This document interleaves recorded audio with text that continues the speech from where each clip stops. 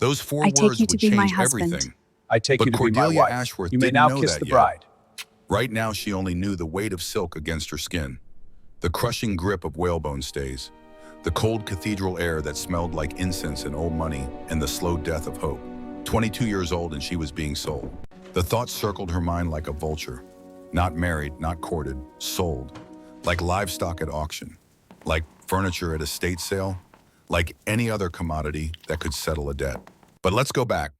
Let's go back 3 weeks to the night it all began.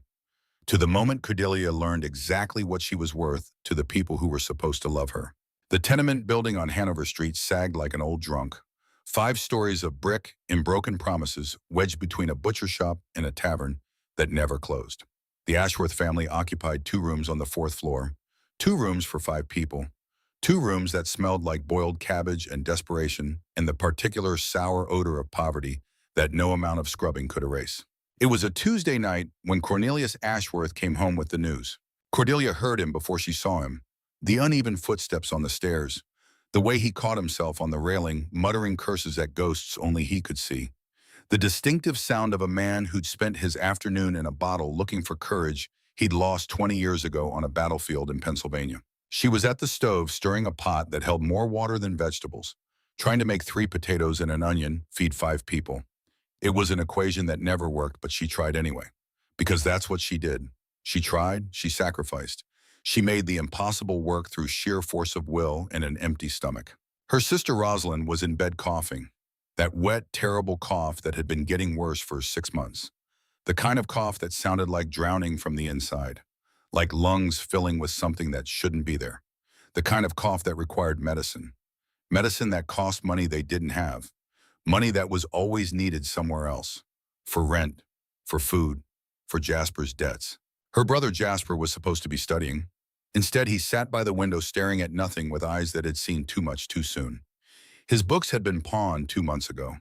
Gambling debts, cards and dice, and the desperate hope that this time luck would smile on an Ashworth. It never did. Luck had abandoned this family the day Cornelius came back from the war with a medal for valor and a bottle for everything else. The door opened. Cornelius Ashworth stumbled in, and the room seemed to shrink around him. He'd been a tall man once, strong, a soldier who'd stood at Gettysburg and lived to tell about it, who'd pulled wounded men from burning wagons, who'd done something brave once in a moment of chaos and cannon fire. But the war had taken something from him that never grew back. Whatever piece of a man holds him upright, holds him together.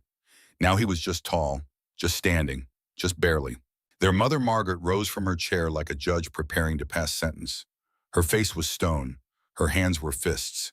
She'd been beautiful once or so, the wedding portrait suggested. Now she was just hard. Hard lines around her mouth, hard eyes that calculated worth and found everyone wanting. Hard hands that had worked laundry and floors in other people's houses until they were as rough as tree bark. We're finished. Cornelius collapsed into the only chair they owned that didn't wobble. His coat was stained with things Cordelia didn't want to identify. His hands were shaking.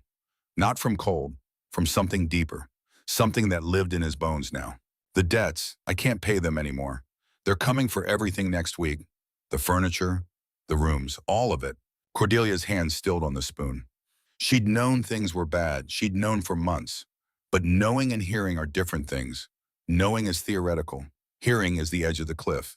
Hearing is the moment before the fall. How much do we owe? Her voice was steady. She'd gotten good at that. At sounding calm when her heart was trying to climb out of her throat. At being the reasonable one. The strong one. The one who didn't get to fall apart because everyone else already had. $15,000. The number landed like a boulder in a still pond. $15,000. It might as well have been 15 million. It was a sum so far beyond their reach, it existed in a different reality. A reality where people wore silk and ate meat every day and didn't have to choose between medicine and rent. Margaret's eyes shifted, calculated, landed on Cordelia like a hawk spotting prey. How old are you now? The question hung in the air like smoke, like a noose. 22, Mama. Still unmarried. The words were an accusation, a judgment, a reminder that Cordelia had failed in her most basic duty as a daughter. She should have married years ago, should have brought in a dowry, should have been useful instead of burdensome, should have understood that her purpose was to be currency in her family's desperate economy. Margaret's lips pressed into a thin line. The expression she wore when she was about to do something she'd rationalize later. That's the problem right there. You should have been married off when you were 18. Could have brought in decent money. But no, you wanted to wait. You wanted love. The mockery in her voice was sharp as broken glass, sharp enough to draw blood. Cordelia felt something crack inside her chest, a small fragile thing that had still believed her mother might choose her over necessity, that had still hoped for kindness, for understanding, for the kind of love that didn't come with conditions and calculations. What you want doesn't matter anymore. Margaret turned to Cornelius. Tell her about the arrangement. Cornelius wouldn't meet Cordelia's eyes.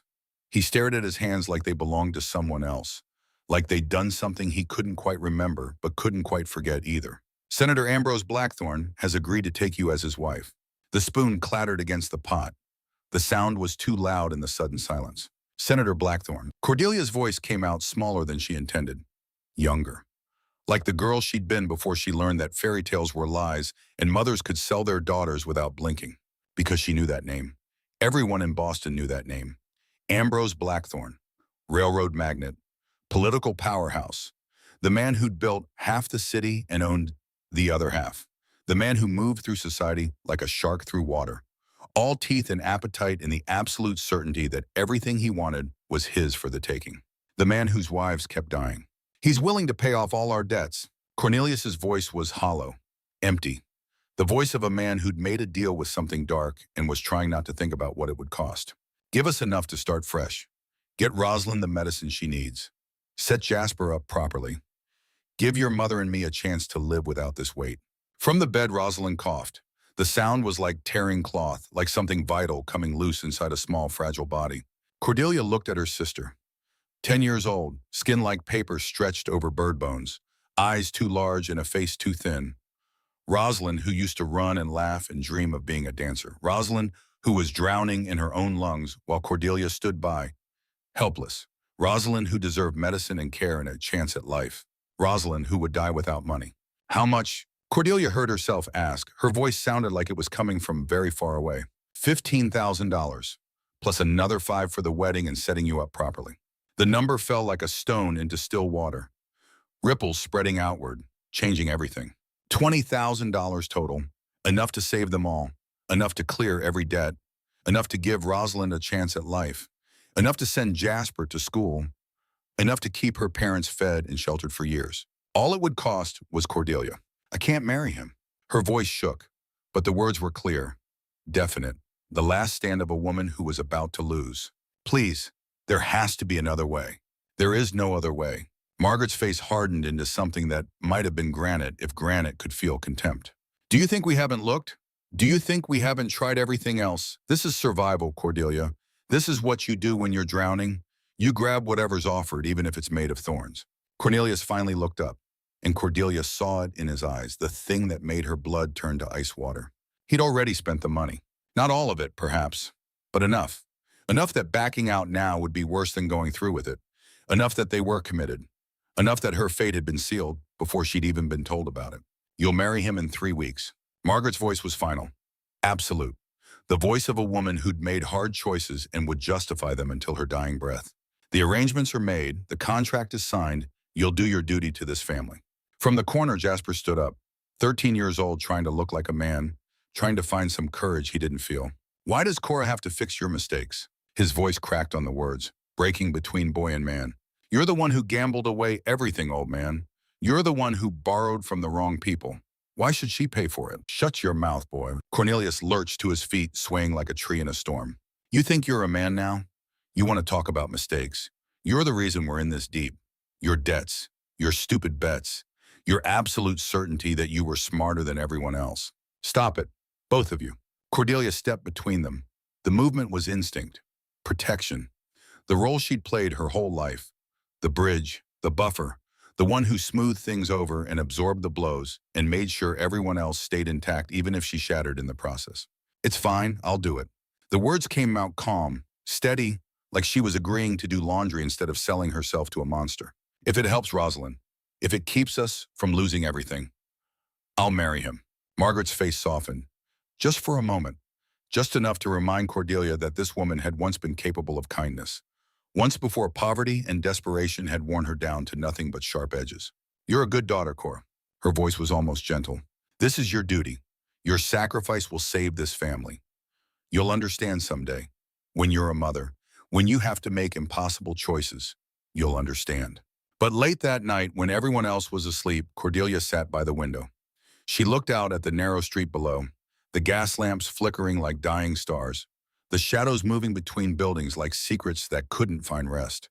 The city that had never felt like home and now felt like a prison. She thought about running, just disappearing into the darkness, walking until her feet bled, finding some other life, some other future. Anything but this. Anything but becoming the fourth wife of a man who collected women like trophies and discarded them like trash. But where would she go? She had no money, not even enough for a train ticket out of the city. No skills beyond reading and sewing and keeping house. Nothing that would translate into survival on her own. No connections, no power, no options that didn't end with her starving in a gutter somewhere. And if she ran, Blackthorn would take it out on her family. Men like him always did. Men with that much power and that little conscience. They punished resistance, made examples, ensured that everyone knew the cost of defiance. Rosalind would die without the medicine. Jasper would end up dead in some alley, unable to pay his debts. Her parents would be thrown into the street. All because Cordelia chose herself over them. So she sat, and she watched the night, and she felt the cage closing around her one bar at a time until there was no space left to breathe. The next morning, a package arrived, large, wrapped in cream-colored paper, delivered by a man in livery who looked at their building like it might contaminate him.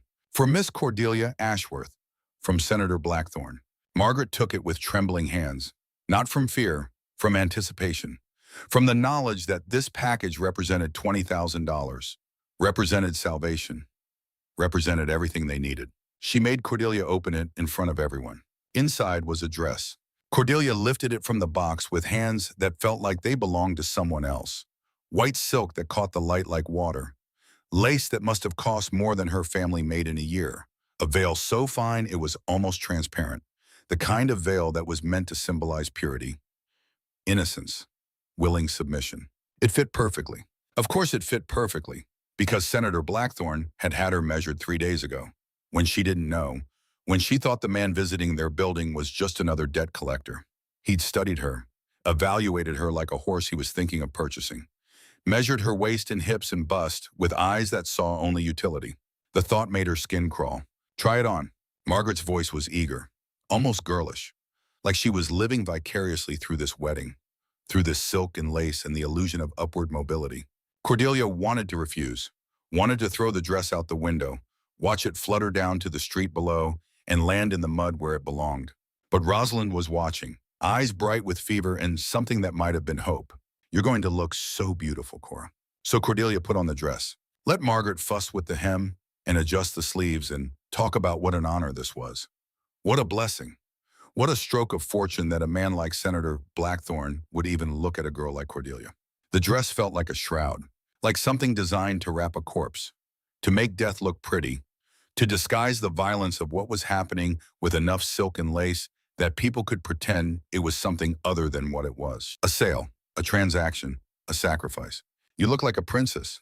Rosalind's voice was full of wonder. Cordelia looked at herself in the cracked mirror that hung on their wall, saw a stranger staring back, someone who looked like she belonged in a different world, a better world, a world where white dresses meant joy instead of surrender. Thank you, Rosie. Her voice came out steady. She'd gotten good at lying. The days passed in a blur of preparations. Blackthorn sent more packages. Gloves, shoes, undergarments that cost more than Cordelia's family spent on food in a month. Each one a reminder that she was being outfitted, prepared, made suitable for her new role. And one evening the senator himself came to visit. Cordelia was given no warning. Just suddenly there he was standing in their cramped rooms, making the space feel even smaller with his presence. Ambrose Blackthorn was 38 years old. Not handsome but not ugly either. Medium height, graying hair that he styled to hide the worst of the thinning. A face that might have been pleasant if it didn't wear that permanent expression of entitlement, of absolute certainty that the world existed to serve his desires. He looked at Cordelia the way a man might look at a new coat, assessing the cut, the fit, whether it would serve its purpose. Miss Ashworth. His voice was smooth, cultured, the voice of a man who'd learned to weaponize charm. You're looking well. The dress suits you. Thank you, Senator. Cordelia forced the words out through numb lips. Won't you sit down? Have some tea. Margaret was practically vibrating with eagerness, desperate to impress, to prove that despite their poverty, they had manners, had breeding, had something worth the $20,000 Blackthorn was spending. The senator sat, accepted tea in a chipped cup, made polite conversation about the weather and the upcoming wedding and how he was looking forward to having such a lovely bride. All while his eyes traveled over Cordelia like hands, measuring, claiming, anticipating. I've had the West Tower prepared for you at my Newport estate. He said it casually, like it was a gift, like he was offering her something wonderful. Very private, very secure. You'll find it quite comfortable, I'm sure. All the amenities a wife could want. Cordelia felt ice forming in her stomach, because she'd heard about the West Tower, had read about it in the newspaper reports of his third wife's death. Isadora Sterling, that had been her name before she married Blackthorn, the daughter of Governor Thaddeus Sterling, a beautiful young woman who'd married the senator 6 months after the governor's wife died, who'd lived in the West Tower, who'd been found at the bottom of it 3 months later. Overdose of laudanum, ruled a suicide. But the whispers said different, said she'd been terrified, said she'd begged to leave, said the last time anyone saw her, she had bruises on her wrists that looked like fingerprints. That's very kind of you, Senator, Cordelia heard herself say. Blackthorn smiled. The expression didn't reach his eyes. I believe in taking care of what belongs to me, and you will belong to me, Miss Ashworth. Legally, absolutely. You understand that, don't you? His hand reached across the table, covered hers. His palm was damp, his grip too tight. A wife has certain duties, certain obligations. I'm sure your mother has explained them to you. Yes, Senator. The lie came easily. Good, because I have certain expectations, certain requirements, and I don't tolerate disobedience. His fingers tightened, just enough to hurt, just enough to make his point. But I'm sure we'll be very happy together, as long as you remember your place. He released her hand, stood, smiled at Margaret like nothing had happened. Thank you for the tea, Mrs. Ashworth. I'll see you all at the cathedral. And then he was gone. Cordelia sat very still, looking at her hand, at the red marks his fingers had left, at the future written in those marks. That night she made a decision. If she was going to die in the West Tower, she was going to know why. She was going to understand what she was dying for, who had died before her. She was going to find out everything she could about Ambrose Blackthorn's dead wives. The cathedral was magnificent. St. Mary stood on Beacon Hill like a monument to everything Cordelia would never be. Stone and stained glass and soaring arches that seemed to reach for heaven with the desperate hope of the damned. The pews could hold 1,000 people. Today they held 500. 500 witnesses to her execution. Cordelia stood in the preparation room staring at her reflection in a mirror that was probably worth more than her family's building. The dress made her look like someone else, someone refined, someone who belonged in this world of silk and gold and carefully arranged power, someone who wasn't screaming inside. Her mother worked on her hair with efficient hands, pinning, twisting, creating an elaborate architecture of curls and ribbons that would take hours to undo. That would give Blackthorn something to destroy on their wedding night. You look beautiful. Margaret's voice was soft, almost tender, like a real lady, like you were born to this. Cordelia said nothing. She was looking at the veil that would cover her face, hide her expression, turn her into a symbol instead of a person, make it easier for everyone to pretend this was normal, natural, right. Rosalind had been allowed to come despite the doctor's protests. She sat in a wheelchair near the door wrapped in blankets despite the June heat. Her face was pale, her breathing labored, but her eyes were bright with something that might have been happiness. You're my hero, Cora Bear. Her childhood nickname, the one she hadn't heard in years, the one that reminded Cordelia of a time before everything fell apart, before their father drank and their mother hardened and their brother gambled and Rosalind got sick. I love you, Rosie. Cordelia knelt beside the wheelchair, took her sister's small hand, felt how fragile it was, how breakable, how this girl deserved to live, deserved the medicine and care that $20,000 could buy. I know. Rosalind's voice was a whisper. That's why you're doing this. But Cora, you don't have to. If you want to run, I'll understand. I'll tell them you had to, that it was my fault for being sick. Don't. Cordelia squeezed her hand. Don't ever think that. This isn't your fault. None of this is your fault. A knock at the door, sharp, authoritative. It's time, Miss Ashworth. Mrs. Grimshaw's voice was like iron scraping stone. The housekeeper entered, tall, gray-haired, eyes like chips of flint. She wore black. She always wore black, like she was in mourning for something. or someone. Your father is waiting to walk you down the aisle. She stepped closer. So close Cordelia could smell camphor and something medicinal, could see the lines around her mouth, the hardness in her expression. A word of advice, girl. Her voice dropped. Just for Cordelia, just between them. The senator has rules, very specific rules. Follow them exactly and you might last longer than the others. Break them and, well, the West Tower is very high and the rocks below are very sharp. She smiled, thin, terrible. Welcome to your new life. Then she swept out. Cordelia felt the room tilt. The walls seemed to close in. The air was too thick to breathe. This was real. This was actually happening. In less than an hour, she would be married to a monster, would belong to him, would be trapped in the West Tower with no escape except the rocks below. Her mother placed the veil over her face. The world turned white and distant, muffled. There, perfect. The cathedral bells began to ring, deep sonorous notes that vibrated in Cordelia's chest, like a funeral dirge, like a countdown to the end. Her father appeared in the doorway. Cornelius Ashworth in his Sunday suit that smelled like mothballs and desperation. His face was ashen. His hands were shaking. His eyes couldn't quite meet hers. Cora, I'm sorry. I'm so sorry, little bird. The old nickname broke something in her, made tears sting behind her eyes, but he took her arm anyway. They walked through the halls of the cathedral, past portraits of saints and martyrs who'd died for their faith, past candles flickering like small desperate prayers, past everything beautiful and holy and utterly powerless to save her. The doors to the nave opened. The organ began to play.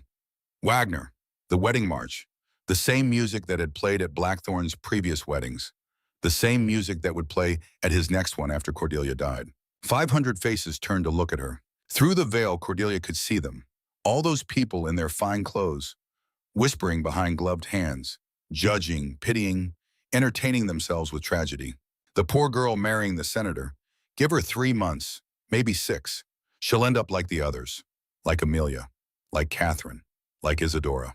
The aisle stretched before her like a road to nowhere, like a path she'd read about in a book once, the one that led to a dark forest, to a witch's house, to something that looked safe from a distance but was built on bones. At the end of it stood Senator Ambrose Blackthorn, 38 years old, not young, just there, existing, taking up space and oxygen in Cordelia's future. He wore a cream-colored suit, expensive, perfectly tailored, the kind of suit that cost more than Cordelia's family would see in 5 years, the kind that was designed to make him look distinguished, powerful, worthy. He was smiling. That smile made Cordelia's blood turn to ice, because it wasn't joy, it wasn't happiness, it wasn't even lust, though, that was there too. It was possession, ownership. The smile of a man who just acquired exactly what he wanted and was already imagining all the ways he'd use it. Her father's hand on her arm was the only thing keeping her moving. Step, step, step. Each one felt like walking toward her own grave, toward a hole in the ground with her name already carved on the headstone. They reached the altar. Cornelius placed Cordelia's hand in Blackthorn's. His palm was damp, his grip immediately too tight, claiming.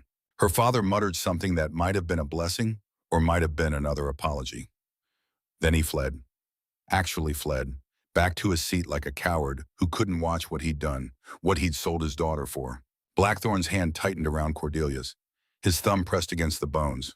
A reminder, a warning, a preview of what was to come. He leaned close. His breath smelled like wine and something rotten, like meat that had been sitting too long in the sun. You look lovely, my dear. His whisper was for her alone, intimate, invasive, like a bird in a cage, all silk and trembling. I do enjoy birds, especially when they sing for me. Cordelia tried to pull her hand away. His grip tightened until pain shot through her fingers, until she had to bite her lip to keep from crying out. Now. His voice stayed quiet, controlled, but underneath was steel, was the promise of violence barely restrained. We haven't even said our vows yet, and you're already trying to fly away. That won't do. That won't do at all. He leaned even closer. I thought we discussed this. You belong to me now. Your family made sure of that. Every coin I paid, every debt I cleared, all of it means you're mine. My property. My toy to play with however I choose. The priest cleared his throat. An old man with kind eyes, who probably believed this was a real wedding, a real union, a real choice, who probably thought he was performing a sacrament instead of participating in a sale. Dearly beloved, his voice echoed through the cathedral. We are gathered here today to join this man and this woman in holy matrimony, which is an honorable estate instituted by God in the time of man's innocency. The words washed over Cordelia like poison. She wasn't listening. Not really. She was thinking about the tower, about the three women who'd stood where she stood, who'd worn white and smiled and promised forever, who'd believed maybe that they could survive, that they could endure, that somehow it would be okay, who'd ended up broken on the rocks below. Marriage is a sacred covenant, a joining of two souls, a bond that cannot be broken by man. Blackthorn's thumb pressed harder against her hand, a pulse of pain with each word. If there is anyone here who knows of any lawful impediment why these two should not be wed, speak now or forever hold your peace. Silence. Of course there was silence. Who would dare speak against Senator Ambrose Blackthorn? Who would risk his wrath, his power, his carefully cultivated vengeance? He owned half of Boston, controlled the other half. One word from him could destroy careers, ruin lives, make people disappear. The priest continued, "Do you, Senator Ambrose Blackthorn, take this woman to be your lawfully wedded wife, to have and to hold from this day forward, for better, for worse, for richer, for poorer, in sickness and in health, to love and to cherish till death do you part?" "I do." His voice was strong, clear, the voice of a man who always got what he wanted, who'd wanted three women before this and gotten them, who'd used them up and discarded them and moved on to the next. The priest turned to Cordelia. "Do you, Cordelia? Margaret Ashworth, take this man to be your lawfully wedded husband, to have and to hold from this day forward, for better, for worse." Cordelia opened her mouth, tried to speak, tried to say the words that would seal her fate, that would trap her in the West Tower, that would start the countdown to her death. Nothing came out. Her throat had closed. Her body was refusing. Some primal part of her was screaming, "No, no, no," was trying to save her from herself, from duty, from the sacrifice that would kill her as surely as the rocks below the tower. The priest waited, patient, kind. Blackthorn's fingers dug deeper into her hand, hard enough to leave bruises, hard enough to make her gasp behind the veil. "Answer him." His voice was quiet, still controlled, but underneath was steel, was threat, was the promise of pain so much worse than this if she didn't comply. "Answer him now, girl, or I'll make sure your family regrets every breath they take. I'll make sure Rosalind dies slowly, painfully, without medicine. I'll make sure Jasper ends up in a gutter with his throat cut. I'll make sure—" Cordelia tried again, forced the word past her frozen throat. The cathedral doors exploded open. The sound was like a cannon blast, like the hand of God reaching down to stop something unholy. Ancient oak slamming against stone with enough force to shake the windows, to make the chandelier sway, to cut through the organ music and the priest's voice and Blackthorn's whispered threats. Every head turned. Every conversation stopped. Every breath held. Even the priest froze his book still open to the marriage vows he'd been reading for 30 years. A figure stood in the doorway, backlit by the afternoon sun, tall, broad-shouldered, wearing what looked like a military uniform but wrong. Too many medals, too much gold braid, too much everything. This wasn't army. This wasn't navy. This was something else. This was power made visible, authority incarnate. The entire cathedral went silent. And then, like a wave rolling across the ocean, people began to kneel. First the nobles in the front rows, then the merchants and landowners, then everyone else, dropping to their knees like dominoes, like subjects before a king, like believers before a god. Within seconds, the only people still standing were Cordelia Blackthorn and the priest, and the figure in the doorway. He began to walk down the aisle. His boots struck the stone floor with measured, deliberate steps. Each footfall echoed like a judge's gavel, like the ticking of a clock counting down to something inevitable, like the march of fate itself. As he came closer, Cordelia could make out more details through her veil.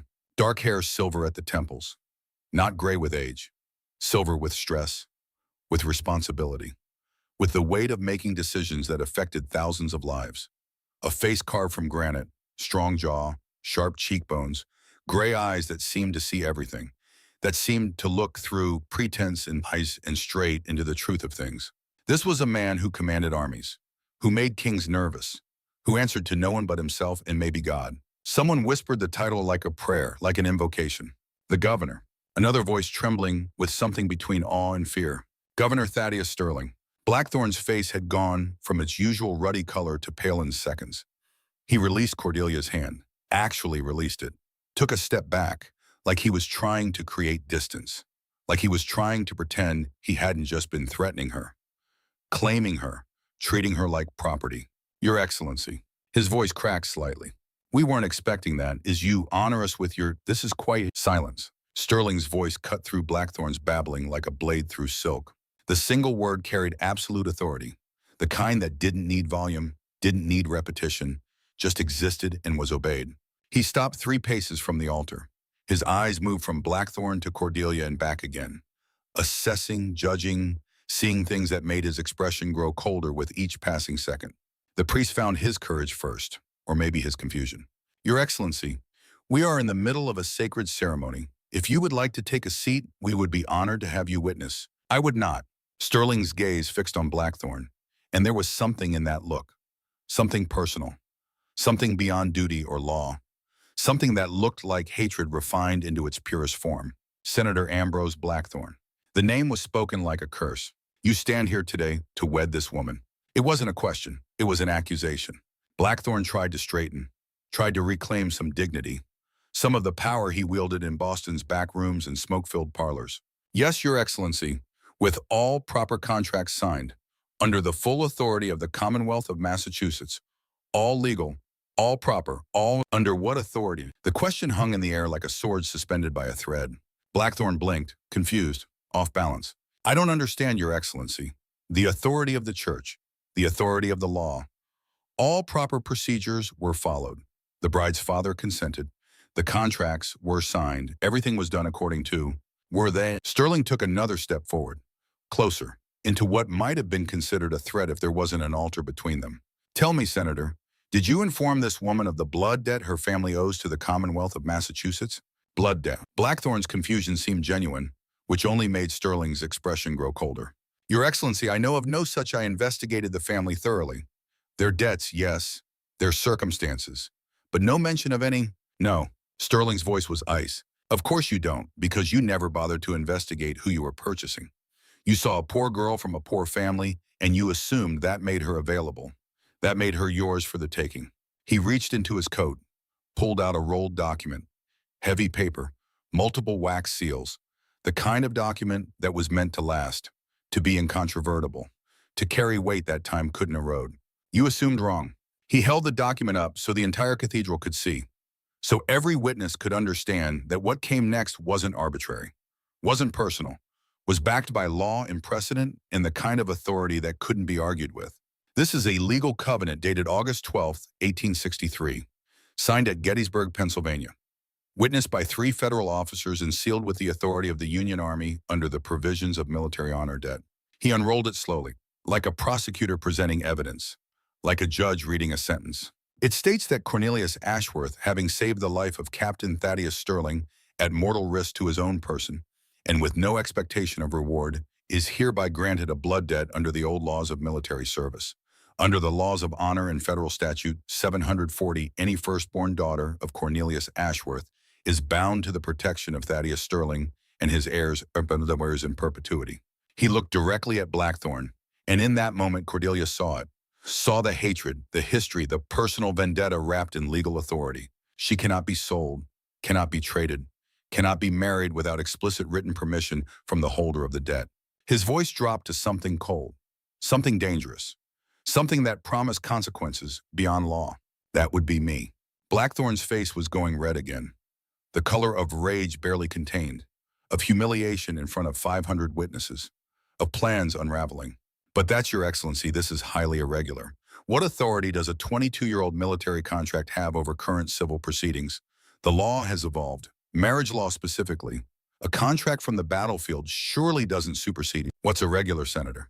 Sterling's tone remained calm, but there was an edge to it now, like ice cracking under pressure, like the moment before an avalanche. What's irregular is you attempting to acquire property that belongs to the Commonwealth.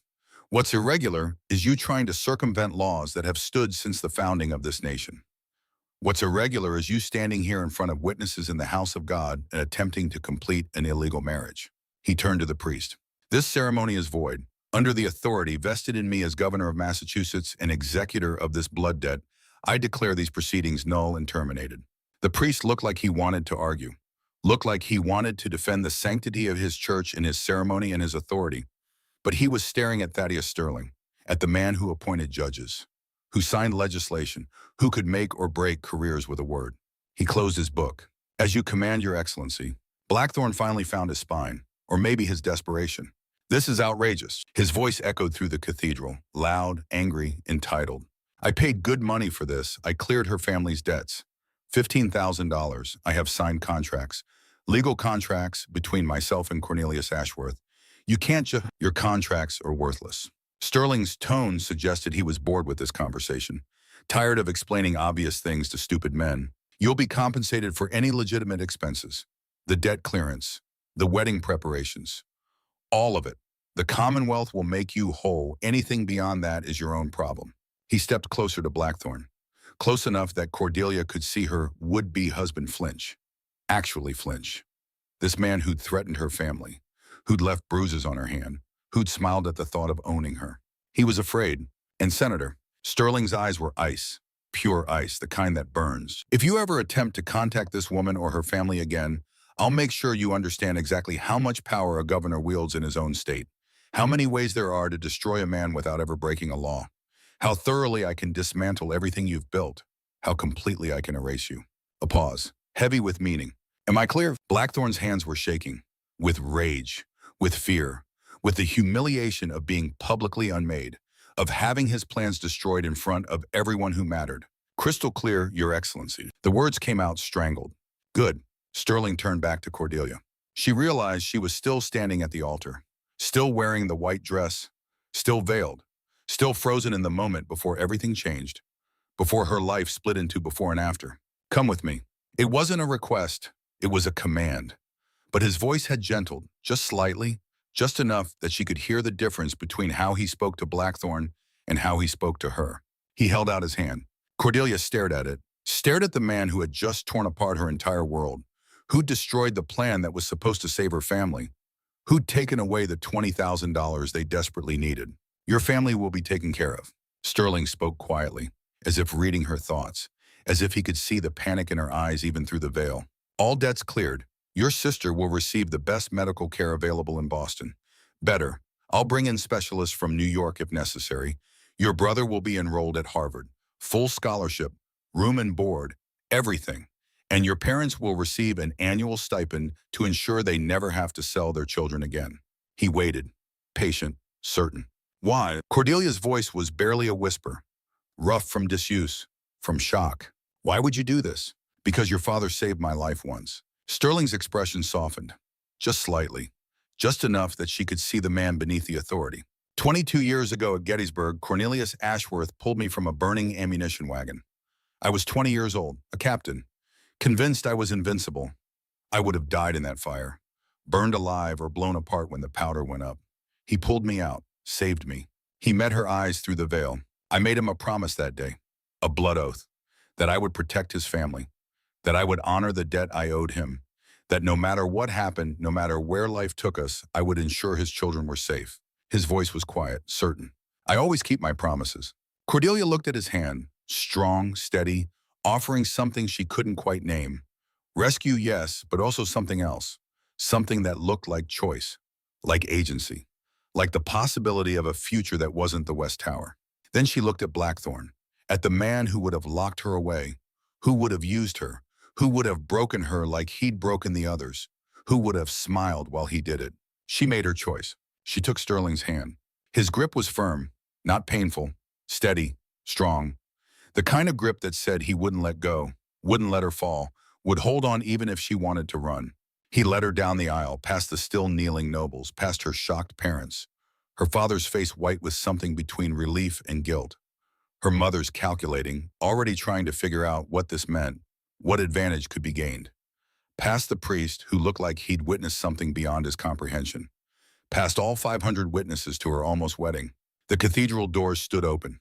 Sunlight streamed through like a blessing, like proof that the world still existed outside this stone prison. Outside, a carriage waited, black, enormous. 6 horses, all midnight, black with white stars on their foreheads. Footmen in Sterling's livery, dark blue and silver. Everything screaming power and wealth and a different kind of danger. Sterling helped Cordelia into the carriage. His movements were surprisingly gentle for such a large man, like he understood how fragile she felt, how close to shattering. He climbed in after her, closed the door. The world narrowed to this space, this moment, this man. A moment later, the carriage lurched into motion. Cordelia sat across from him, her wedding dress taking up most of the space, her veil still in place, her hands shaking so badly she had to clasp them together to make them stop. "Where are you taking me?" "To my estate in Newport, Sterling House." His voice was calm, matter of fact. "You'll be safe there." Safe. The word came out like a laugh, hysterical, unhinged.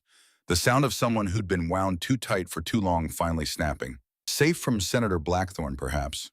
But what about safe from you? Sterling's expression didn't change. He'd probably expected the question. Probably had his answer ready. "I'm not Blackthorne. I don't break things for pleasure." A pause. "But you do break things when necessary." It wasn't a question. He acknowledged this with a slight nod, honest at least. "But you're not something to be broken, Miss Ashworth. You're something to be protected. That's the promise I made to your father. That's the promise I'll keep." The carriage rolled through the Boston streets. People stopped to stare, to point, to whisper. The governor's carriage. Who's inside? Where are they going? What happened at the cathedral? Cordelia pulled off her veil. The fabric felt suffocating, constricting, a reminder of what she'd almost become. "I don't understand any of this." Her voice was raw, scraped hollow. "My father never mentioned saving anyone's life. Never mentioned any blood debt. Never mentioned you. And I would have remembered. I would have known if we had some connection to the governor of Massachusetts. Your father probably doesn't remember." Sterling watched her with those gray eyes, steady, unflinching. "He was very drunk that night. We all were, if I'm being honest. It was after the first day of battle, the worst day, when we realized the war wasn't going to be quick or easy or anything like what we thought. Men cope with horror in different ways. Your father's way was a bottle." He paused, remembering something he'd probably tried to forget. He stumbled into a burning supply wagon. Later, he told people he was looking for something to loot. Maybe that's true. Maybe he just wanted to see fire that wasn't coming from Confederate rifles. Either way, he saw me trapped under a collapsed wheel, pinned, with powder kegs all around me starting to catch. He should have run, any sane man would have, but he pulled me out instead, dragged me to safety seconds before the whole thing went up. Saved my life. Sterling's jaw tightened. I doubt he even realized who I was at the time. The war was chaos. People did heroic things and forgot about them the next day. But I didn't forget, and when I became governor, I made it my business to keep track of his family, to make sure I could honor my debt when the time came. "So you've been watching us all these years." Cordelia felt something between gratitude and violation. The idea that this stranger had been tracking her family, knowing about their poverty, their struggles, their desperation. Someone needed to. His voice held no apology. "Your father is a weak man, Miss Ashworth, a foolish man who made bad choices and dragged his family down with him. But he performed one act of genuine courage in his life, one moment of selfless heroism. That earns him protection, even from himself." The city gave way to countryside, rolling hills covered in late spring green, forests thick with oak and maple, stone walls dividing property that had belonged to the same families for generations. The landscape of old money, old power. The carriage moved fast, the horses eating up the distance with practiced ease, taking Cordelia farther and farther from everything she'd ever known. She stared out the window. Her family, her neighborhood, the narrow streets and crowded tenements, the life she'd been born into, all of it falling behind her, becoming memory, becoming the past. She was wearing a wedding dress, sitting across from the most powerful man in Massachusetts, heading toward a future she couldn't begin to imagine. "What happens now?" Her voice was small, lost, the voice of someone who'd had their entire world rearranged and was trying to find solid ground. "Now you learn what it means to be under the protection of the governor of Massachusetts." Sterling leaned forward slightly, his expression serious, intent. "You'll live at my estate. You'll be educated, trained, given everything you need to survive in a world that eats women like you alive. Women like me, women who are too kind, too self-sacrificing, too willing to throw themselves on the altar for others." His gaze was intense, penetrating. "That ends now. Under my roof, you learn to fight, to think strategically, to be dangerous, to never again be in a position where marriage to a monster is your only option." "I don't want to be dangerous," Cordelia whispered. "I just want to be free." Freedom without power is an illusion. Sterling sat back, his expression softened slightly. You'll understand that soon enough. Freedom means nothing if you can't defend it, if you can't protect yourself, if you're always at the mercy of men with more strength, more money, more authority. Real freedom requires teeth, requires the ability to bite back. He gestured at the passing landscape. I'm going to give you those teeth, Miss Ashworth, whether you want them or not. The sun began to set, orange and red bleeding across the horizon like a wound.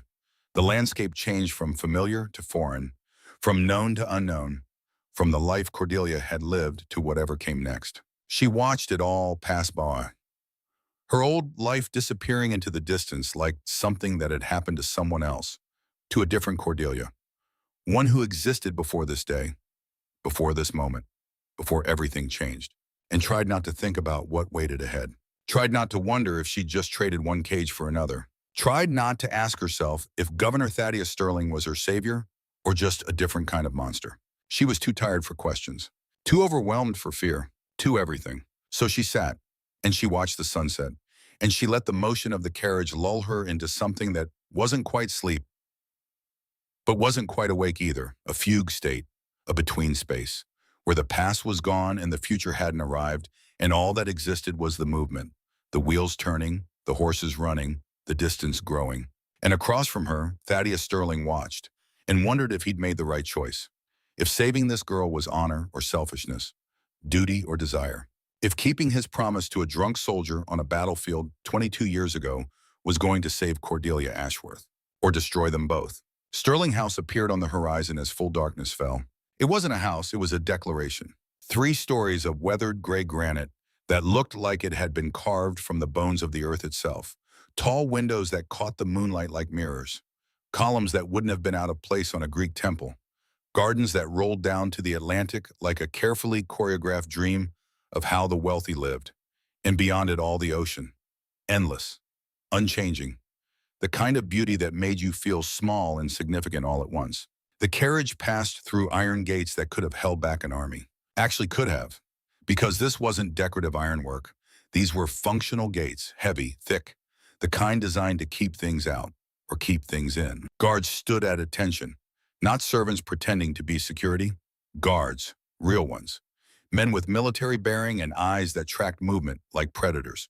They wore Sterling's colors dark blue and silver, but they carried themselves like soldiers.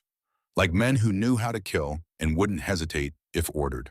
Cordelia felt the weight of their stares as the carriage rolled past, assessing her, categorizing her, determining if she was threat or asset or something else entirely. Welcome to Sterling House. Thaddeus's voice held a note of something she couldn't quite name.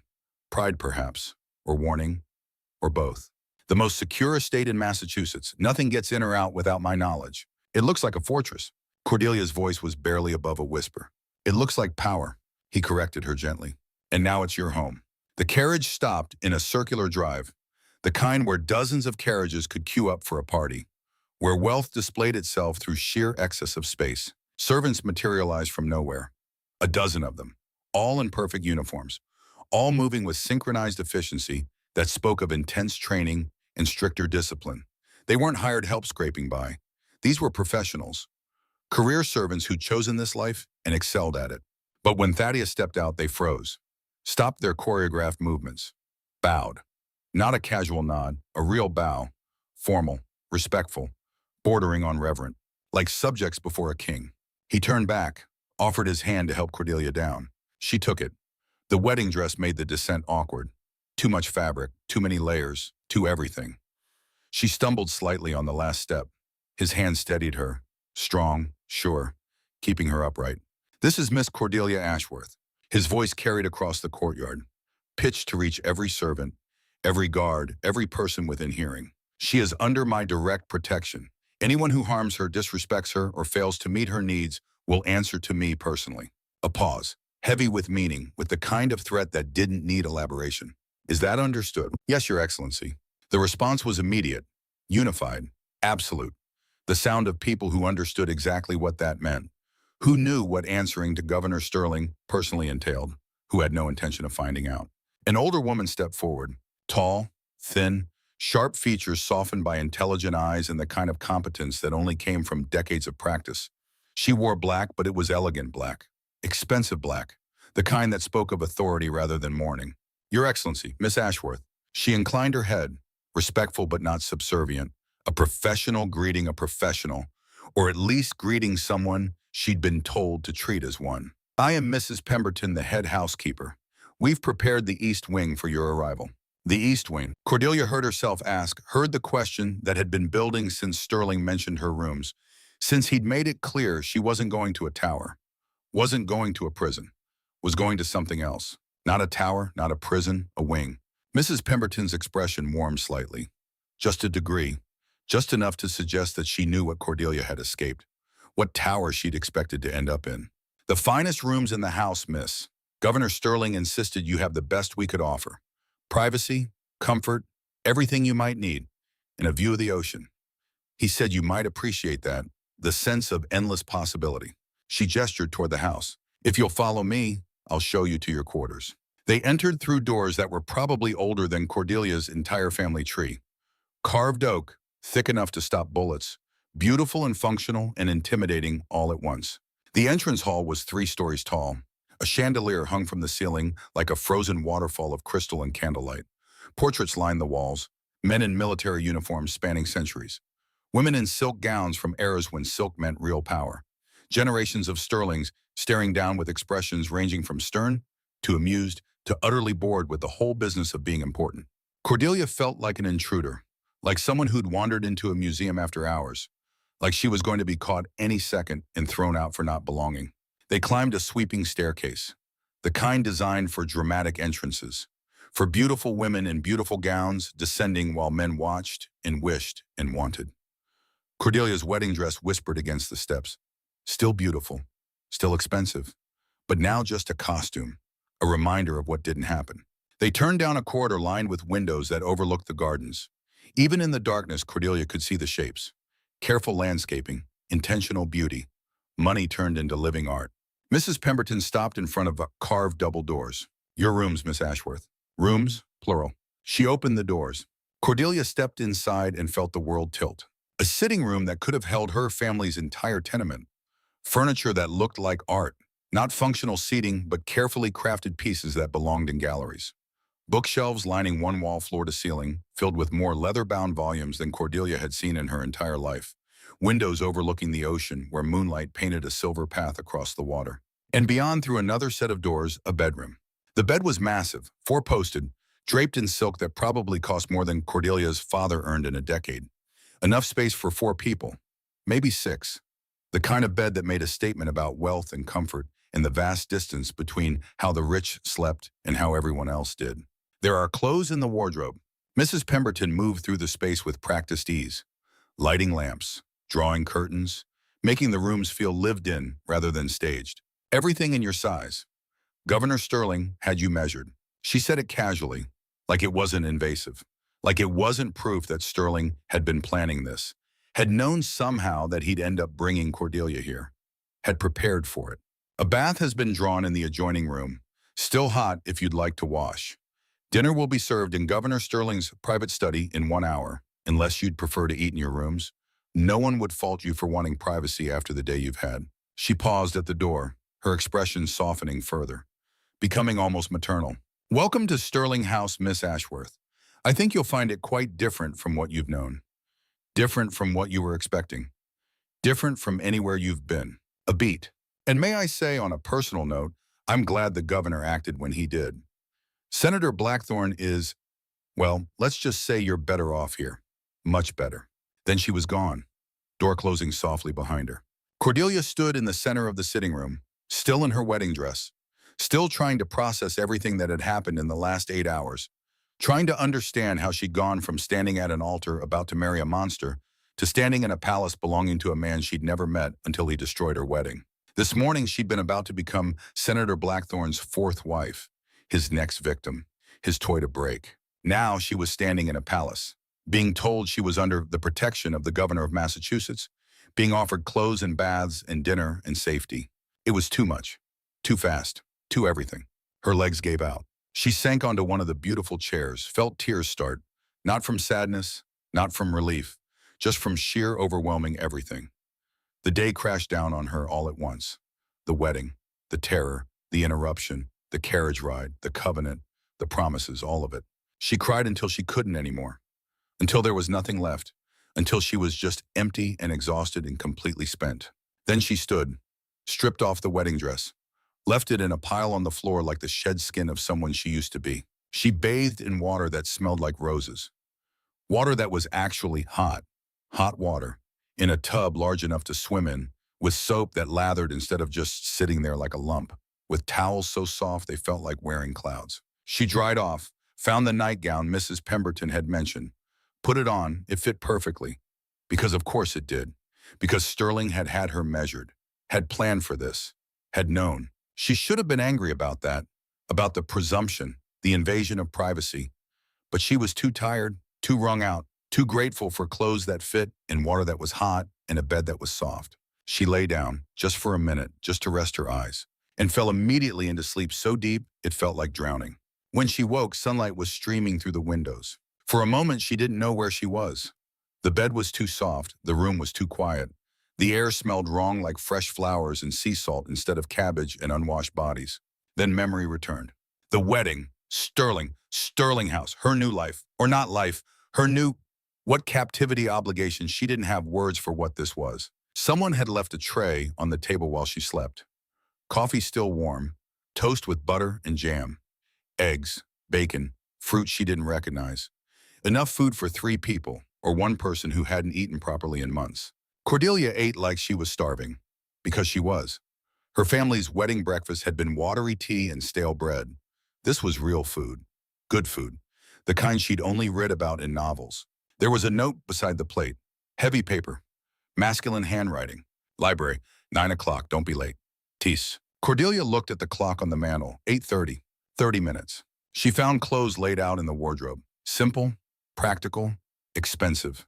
A dark blue dress that looked like something a governess might wear, or a lady's companion. Respectable but not ostentatious, perfect for someone who was neither servant nor family, nor quite guest. It fit perfectly, of course. She dressed quickly, found her way through the quarters, only getting lost twice, and arrived at the library at 8:58. The doors were open. Inside was a cathedral to knowledge. Books everywhere, thousands of them, from floor to ceiling, covering every wall, ladders on rails to reach the highest shelves. The smell of leather and paper and old ink, windows letting in morning light that turned the dust motes into gold. The kind of room that whispered that whoever lived here valued knowledge, respected ideas, believed that books mattered. And in the center of it all, sitting behind a massive mahogany desk covered in papers and documents and maps, was Thaddeus Sterling. He looked up when she entered. Different from yesterday. No uniform, no medals, no official trappings. Just a white shirt with the sleeves rolled up. Vest, simple trousers, hair slightly disheveled like he'd been running his hands through it while he worked. He looked human, approachable, real. You're punctual. Good. He gestured to a chair across from him. Leather, comfortable looking, placed at an angle that suggested conversation rather than interrogation. Sit. Cordelia sat.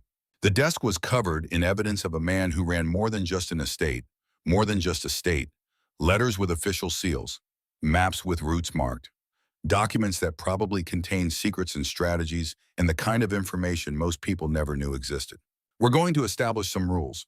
Thaddeus's tone was businesslike, the voice of a man used to taking charge, used to being obeyed. First, you will address me as Your Excellency in public. Governor Sterling in formal settings. In private, you may call me Thaddeus. I prefer the latter. Titles are useful for maintaining distance and authority, but we're going to be spending a great deal of time together. Distance seems counterproductive. Thaddeus. She tested the name. It felt strange on her tongue, intimate, like a breach of protocol that she didn't fully understand. Second, you will begin lessons immediately. Reading, writing beyond basic literacy, mathematics beyond simple arithmetic, history, political theory, economics, law and strategy. Everything you need to understand how power works in this world, how it's gained, how it's kept, how it's used. I can read and write. Cordelia said it defensively, a reflex. She taught herself mostly, from books borrowed from the lending library, from newspapers discarded in the street. She wasn't ignorant, wasn't some complete blank slate. Farm ledgers and love letters don't count. His expression was stern but not unkind. You need to understand treaties, laws, the games that men in power play, the hidden rules that govern society. You need to be able to walk into a room full of vipers and come out unbitten. Better yet, come out with the vipers working for you. He leaned forward. Why? The question burst out of her, all the confusion and fear and uncertainty from the last 24 hours coalescing into that single word. What do you want from me? Why go through all this? Why not just pay my family's debts and send me home? Why bring me here? Why train me? What's the purpose? What do you gain? I want you to survive. His voice softened, just slightly, just enough that she could hear genuine concern underneath the authority. I want you to be able to stand on your own 2 feet, to never be in a position where you have to marry a monster to save your family, to never again be property that can be bought and sold, to have choices, real choices, the kind that only come with education and power and the will to use both. He paused. And yes, there's a practical reason. You're connected to me now. The moment I invoked that blood debt, the moment I took you from that cathedral, you became associated with me in the public eye. People will try to use you to get to me, to gain leverage, to find weaknesses. You need to be smart enough to recognize that when it happens, strong enough to resist it, dangerous enough that they'll think twice before trying. So I'm bait. You're an investment, he corrected, not sharply, just factually. One I intend to see pay off, one I intend to protect. But protection only works if you're capable of protecting yourself when I'm not there. If you understand threats before they materialize. If you can think 3 moves ahead. His eyes met hers, gray and serious and surprisingly kind for all their intensity. I'm going to teach you to be dangerous, Miss Ashworth, whether you want to be or not, because the alternative is watching you end up like Blackthorn's other wives. And I made a promise to your father. I keep my promises. The lessons began that very afternoon. Professor Whitmore from Columbia Law arrived first. A stern man in his mid-50s with wire-rimmed glasses and a voice like gravel scraped over iron. He looked at Cordelia like she was a particularly interesting specimen. A challenge, a problem to be solved. We'll start with the basics. He slid a heavy textbook across the table. Coverture law, property rights, the legal status of women in Massachusetts. You need to understand exactly why you were nearly sold like livestock. And more importantly, how to use the law to ensure it never happens again. To you or to anyone else. Cordelia opened on the book. The pages were dense with text, legal terminology, cases and precedents dating back centuries. The architecture of female oppression laid out in meticulous detail. As she read, something shifted inside her, because here in black and white was the explanation for everything. Every unfairness, every limitation. Every time she'd been told that something was impossible because she was a woman. It wasn't natural, wasn't inevitable, wasn't the way things had to be. It was constructed, designed, intentional. Men had written these laws. Men could change them. Understanding that made her angry. Anger made her focused. She read like she was starving, devouring cases and statutes and arguments, asking questions that made Professor Whitmore's stern expression crack into something that might have been approval. You think like a lawyer, Miss Ashworth, or you will by the time we're finished. Next came Sergeant O'Malley, a bear of a man with scars on his hands and a limp from Gettysburg, gray-haired, barrel-chested. The kind of man who looked like he'd been carved from old oak and brought to life through sheer stubbornness. A woman who can't protect herself is at the mercy of every man stronger than her. His voice was rough, the voice of a man who'd shouted orders over cannon fire and never quite recovered his inside voice. And there's always a man stronger than you, miss. That's just biology. So you learn to be smarter, faster, more vicious. You learn to fight dirty, to fight mean, to fight like someone who has everything to lose. He demonstrated a hold, how to break it, the physics of leverage and momentum, the vulnerable points on the human body, where to strike, how to strike, what to do if you only had one chance and that chance had to count. You're not trying to win a fair fight, he told her as she gasped for breath after her first attempt. You're trying to survive long enough to run, or long enough to grab something sharp. Fair fights are for men with nothing to lose. You have everything to lose, so fight dirty, always. He made her practice until her arms ached, until she could break his grip without thinking, until the movements became muscle memory. Instinct. Better. He grunted approval after she successfully disarmed him for the first time. You might actually survive if someone grabs you now, assuming you remember to aim for the eyes or the groin instead of trying to look pretty while you fight. Madame Beaumont taught etiquette, but not the kind Cordelia expected. Not how to pour tea or curtsy or make polite conversation about the weather. This was different, darker, more useful. Society is a performance, Cherie. The elegant French woman, maybe 60, maybe 80, impossible to tell, poured tea with practiced grace. The men think they're the players. They're wrong. We are the directors. We smile, we nod. We pour tea and look decorative and let them feel superior. And while they're preening, we're memorizing every word, every secret, every weakness, every crack in their armor. She demonstrated proper posture, how to move in a crowded room, how to make an entrance that would be remembered, how to fade into the background when you wanted to observe without being observed.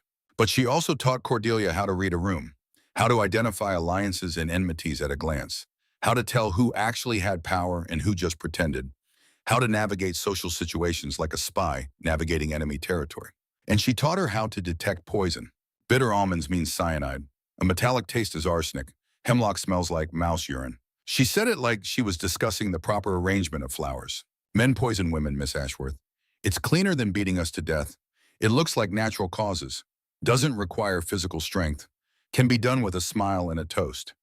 You need to know the signs.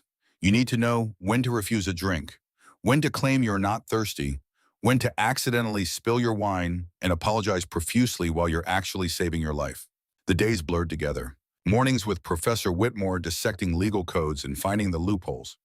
Afternoons with Sergeant O'Malley learning to turn her body into a weapon. Evenings with Madame Beaumont mastering the art of looking harmless while planning 3 moves ahead. Cordelia absorbed everything like she'd been dying of thirst, like she'd spent her whole life wanting knowledge and only now realized it existed. Could be hers. Could transform her from victim into something else. She learned that contracts could be voided for duress, that a woman's testimony was admissible in court under certain circumstances, that coverture laws had exceptions, loopholes, ways out if you were smart enough to find them. She learned that a thumb to the eye could incapacitate someone twice her size, that the throat was vulnerable, that knees bent backwards if you kicked hard enough, that fighting to escape was different from fighting to win. She learned that society was a chess game, that every conversation had subtext, that information was currency, that knowing when to speak and when to stay silent could be the difference between advancement and destruction. And slowly, carefully, she started to change. Not physically, though her body grew stronger from the training, not her appearance, though Madame Beaumont taught her how to dress and carry herself with intentional grace.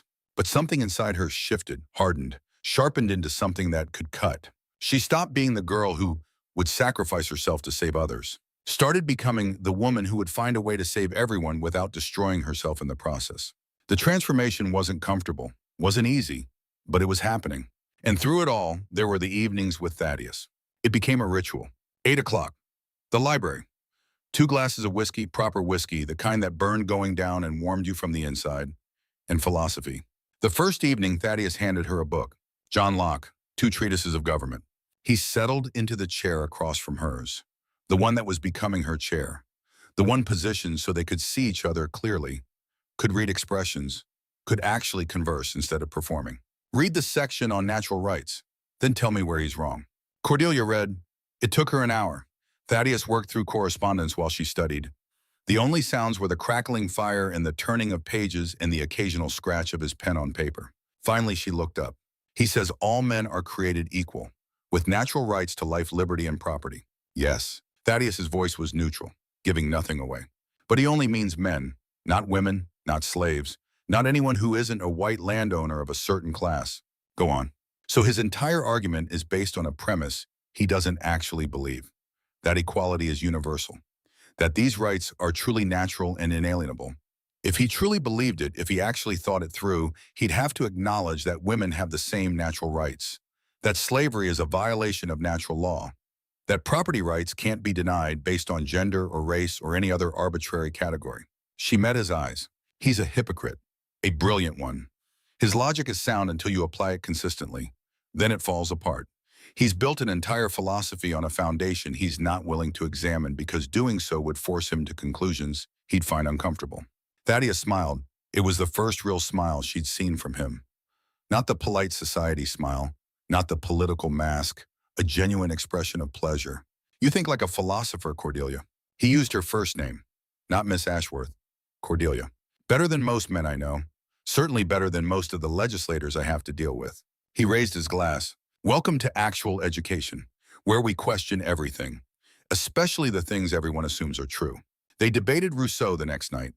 his social contract in whether civilization corrupted natural man or enabled him to reach his potential. Cordelia argued that Rousseau romanticized primitive life without actually understanding what it entailed, that he confused simplicity with virtue. Thaddeus pushed back, made her defend every point, forced her to think beyond surface arguments into the deeper implications. It was exhilarating. Burke came next, his reflections on revolution and whether violent change was ever justified, whether tradition had value beyond mere habit, whether stability was worth preserving even when it perpetuated injustice. Then Kant, categorical imperatives and moral duty, whether people were ends in themselves or means to ends, whether morality could exist without God, whether intention mattered more than outcome. Then Mill, John Stuart Mill, The Subjection of Women. The book Cordelia had read so many times the pages had fallen out. But reading it with Thaddeus was different. He'd actually read it, actually thought about it, actually took it seriously instead of dismissing it as the ravings of a radical. Mill argues that the subjection of women is a relic of barbarism. Cordelia's voice was passionate, animated in a way it never was during the day, that it persists not because it's natural or necessary, but because it benefits men, because tradition and prejudice protect it, because people confuse what is with what should be. And do you agree? Thaddeus's question was genuine, curious, not rhetorical. Of course I agree. I've lived it. I was being sold to pay debts I didn't incur for a family I didn't choose. My education was considered unnecessary. My opinions irrelevant. My purpose to marry well and produce heirs and manage a household, as if I had no other potential, no other value. She leaned forward. Mill is right. The current system treats women as children at best and property at worst.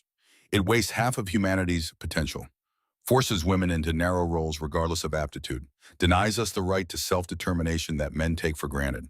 Her eyes flashed. And the worst part is that people genuinely believe it's for our own good, that we're too delicate for politics, too emotional for business, too weak for anything beyond domestic duties. They've built an entire ideology to justify treating us as inferior, and they've convinced themselves it's natural law instead of self-serving prejudice. And what would you change? Everything? The word came out fierce. Property rights, education, access to professions, legal equality, political participation, all of it. Not as favors or exceptions, but as rights, as acknowledgement that women are full human beings with the same capacity for reason and agency as men. Thaddeus listened, really listened, not the polite pretense of attention, real engagement, real consideration. You sound like a revolutionary. Maybe I am. Cordelia hadn't realized it until she said it, but it was true. Something in her had changed, had radicalized, had gone from accepting the world as it was to demanding it be different. Good. Thaddeus's voice was soft, approving. The world needs revolutionaries, especially ones who think clearly, who argue well, who can envision something better and articulate why it matters. He refilled their glasses. But remember, revolution without strategy is just chaos. You need to know not just what you want to change, but how to change it, who your allies are, where the leverage points exist, how to apply pressure without breaking the system so completely that you can't rebuild.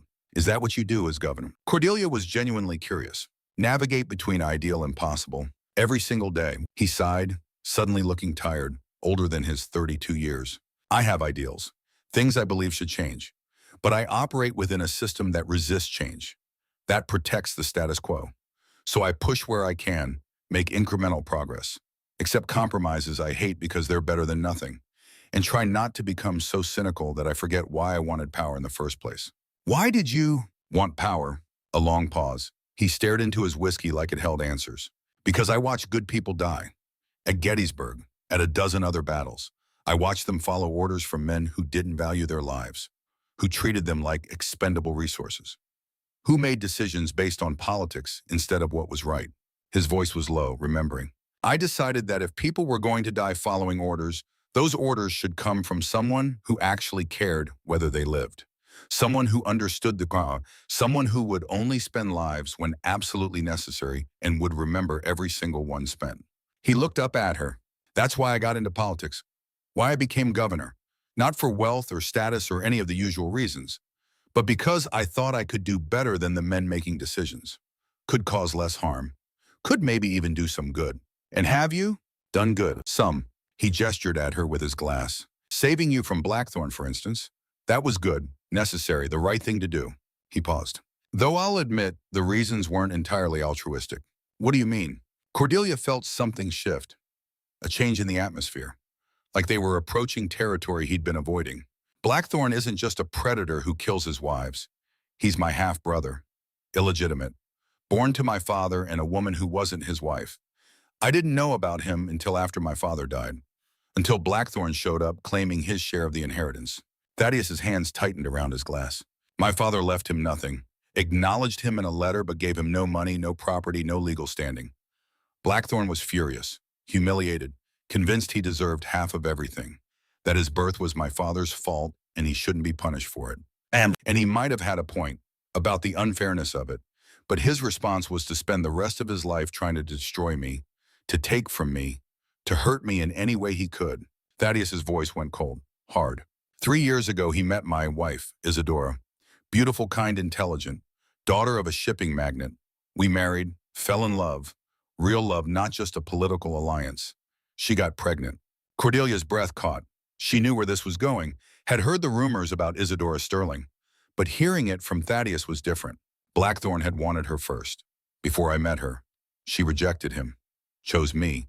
He never forgave that. When he found out she was pregnant, he did something. What? Cordelia whispered. I don't know exactly. But she died. They said it was suicide. Overdose of laudanum in the West Tower of Blackthorn's estate, where she'd gone to visit because he'd told her he wanted to reconcile, to make peace with me through her. His voice cracked. But I know he killed her. I know it. I just can't prove it.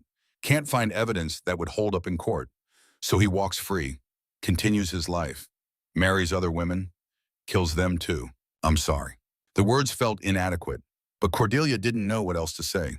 Don't be. Thaddeus looked at her, his eyes wet, raw. Be smart. Be dangerous. Be everything she wasn't allowed to be. That's the only memorial she needs. If you can defend yourself, if you can never be trapped the way she was, then her death meant something, contributed to something good. Something passed between them in that moment. A connection, a recognition. They were both survivors of Ambrose Blackthorn's cruelty, both carrying scars he'd inflicted, both determined to ensure he couldn't hurt anyone else. After that night, the conversations changed, became deeper, more personal, less about philosophy and more about the people discussing it. Thaddeus told her about the war, about Gettysburg specifically, about the moment he'd been trapped under that burning wagon, about the drunk soldier who'd pulled him to safety, about the promise he'd made to himself that if he survived, he'd make his life mean something, would honor the men who'd died by living well, by doing good. Cordelia told him about her childhood, about Rosalind's laughter before the sickness, about Jasper's potential being wasted on gambling debts, about her mother's slow transformation from loving to calculating, about her father's descent into bottles and self-pity, about the burden of being the oldest, the one who was supposed to fix everything.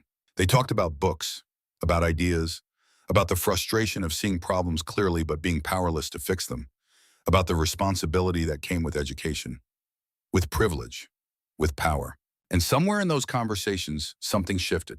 Cordelia stopped seeing Thaddeus as her captor, her guardian, the powerful man who'd disrupted her life and trapped her in a different cage. She started seeing him as a person, complicated, wounded, trying his best in a world that didn't reward trying, carrying burdens he hadn't asked for, making hard choices and living with the consequences. She started seeing him as Thaddeus, not the governor, not his excellency, just Thaddeus. And she suspected he was seeing her differently too, not as the girl he'd rescued, not as the debt he was honoring, not as the student he was teaching, as Cordelia. It scared her, this shift, this change, this feeling that was growing between them, because she'd been so focused on not being Blackthorn's victim that she hadn't stopped to consider what she might become instead. The letter arrived on a Tuesday morning, 6 weeks into Cordelia's stay at Sterling House. 6 weeks of lessons and training and nightly philosophy debates. 6 weeks of transformation. She was in the library, working through a legal brief Professor Whitmore had assigned. The case involved contract law and the question of whether a woman could be held to an agreement made under duress. It was relevant, very relevant. She was taking notes, arguing with the judges in her head, finding holes in their reasoning. Mrs. Pemberton brought it in on a silver tray. For you, miss. It just arrived. The handwriting was familiar, rough, unsteady, unpracticed. Her mother's handwriting. Cordelia's hands shook as she opened it, because her mother didn't write letters, couldn't afford paper. Couldn't be bothered unless something was seriously wrong. Dearest Cora, we need you to come home. Rosalind is sick again, worse than before. The doctors say she needs medicine we can't afford. Your father has been drinking more. Jasper got into trouble at his new school. Everything is falling apart without you. Strisk, please come home. We need you. Your loving mother. Cordelia read it 3 times. Each time the words seemed to get heavier. More wrong, more off. Because this didn't sound like her mother. Her mother didn't plead, didn't ask, didn't use words like loving or dearest. Her mother demanded, manipulated, calculated. But she didn't beg. And Rosalind was supposed to be getting better. The specialist Thaddeus had sent reported weekly. She was gaining weight. Her cough was improving. Her color was better. She was thriving. Bad news. Thaddeus's voice made her jump. She hadn't heard him enter. My sister. They say she's sick again. Let me see that. He crossed the room, took the letter from her hands. His eyes scanned it quickly, then went dark. Cold. When did your sister last have an episode? 2 weeks ago. You showed me the physician's report. He said she was improving, gaining weight, responding well to treatment. And your brother's school, Jasper's thriving. His headmaster sent a letter last week, said he's at the top of his class, showing real aptitude for mathematics. Thaddeus crushed the letter in his fist. This is bait. What? Your family is in an end crisis. Someone wants you to think they are. Someone wants you to leave the safety of these walls, to step outside my protection, to be vulnerable. He turned to the door, called for Mrs. Pemberton. She appeared instantly, efficient as always. Double the guard on all gates. No one enters or leaves without my direct authorization. Send word to Dr. Morrison attending the Ashworth family. I want a report within the hour. And send a message to Jasper's headmaster. Verify his status. You can't just lock me in here. Cordelia stood. Her chair scraped against the floor. I can and I will. Thaddeus's voice was steel. Absolute. Until we know what Blackthorn is planning, and this has his fingerprints all over it, you stay where it's safe. My family. Your family's fine. I'll send men to verify, but you don't move until I'm certain this isn't a trap. Until I know that stepping outside these gates won't result in you disappearing. In you ending up in the West Tower after all. In you becoming his 4th wife, whether I can legally stop it or not. He moved closer, his expression intense. You don't understand what he's capable of, Cordelia. What he'll do to get to me. You're leverage now, the most valuable piece on the board. He knows that. And he'll use any method, any lie, any deception to get his hands on you. The verification came within hours. The Ashworth family was perfectly healthy. Rosalind was improving daily.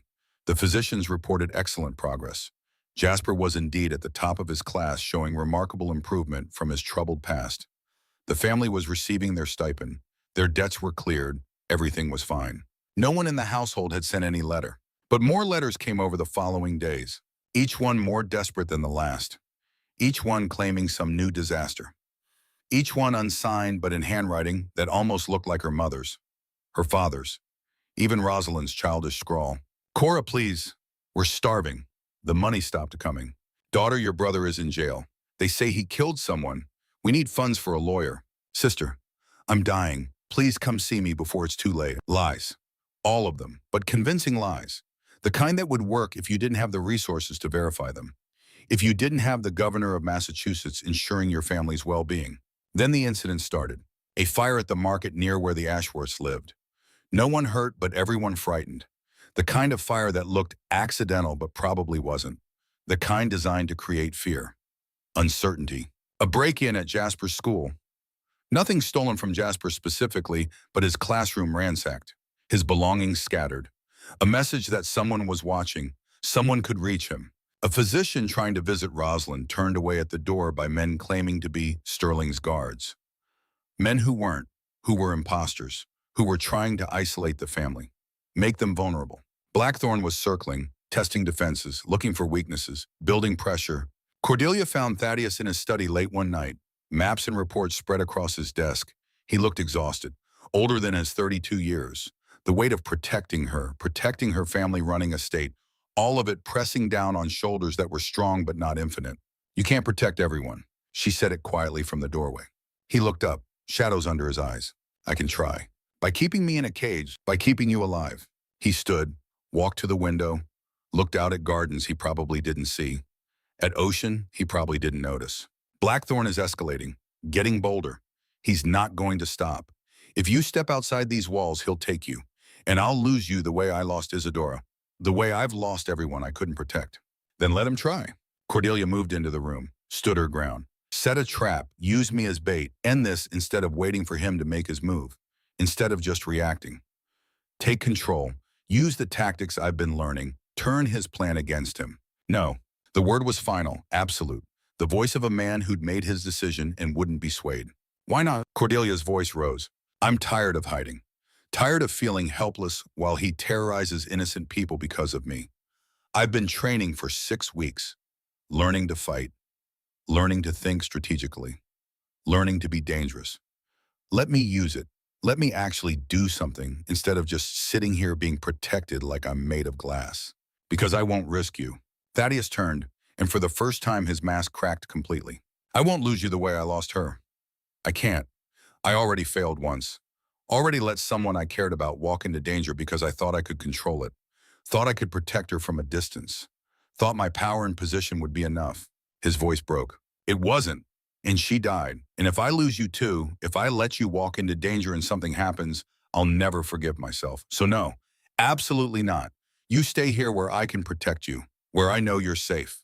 The confession hung in the air between them. Someone I cared about. The words echoed in Cordelia's mind, shifted something, changed the equation. This wasn't just about duty, about keeping a promise to her father, about honor and blood debts and legal obligations. Thaddeus cared for her, actually cared, beyond responsibility, beyond guilt, beyond everything except the simple, terrifying fact that he cared what happened to her. And she realized standing there in his study with maps spread between them and the ocean dark beyond the windows that she cared about him too. Not gratitude, not obligation, not the natural warmth towards someone who'd saved her and taught her and given her everything she needed. Something more, something deeper, something that felt like falling and flying all at the same time. I'm not Isidore. Her voice was gentle, certain. I know, and you're not my jailer. You're the man who's teaching me to fight back. The man who believes I'm capable of more than just being saved. The man who respects my mind enough to spend hours debating philosophy with me every night. She stepped closer. So let me fight. Let me help you end this. Not as your ward, not as the girl you rescued, as your partner, your ally, your equal. The last word hung between them, heavy with meaning. If we do this. Thaddeus's resistance was crumbling. She could see it, hear it in his voice. If we even consider this, we do it my way. Controlled. With backup plans for the backup plans. With every possible contingency accounted for. Agreed. When? There's a ball. 3 weeks from now. The governor's winter ball at the State House. Every person of consequence in Massachusetts will be there. Every politician, every merchant, every power broker. All of Boston society gathered in one place. His jaw tightened, including Blackthorne. He'll come because not coming would be noticed, would raise questions, would make him look weak. Then that's where we end this. Cordelia held his gaze, steady, certain. Together, as partners. Partners. He repeated the word like he was testing it, tasting it, deciding if it fit. Equals. Always. The air between them was charged. Electric. Cordelia could feel her heart beating, could see the pulse in Thaddeus's throat, could sense the moment stretching, expanding, becoming something more than just a conversation about strategy. He reached up, slowly, giving her time to step away. She didn't. His hand cupped her cheek. Warm, gentle. The touch of someone who understood how fragile trust was, how easily it could be broken. Cordelia. Her name on his lips was a question.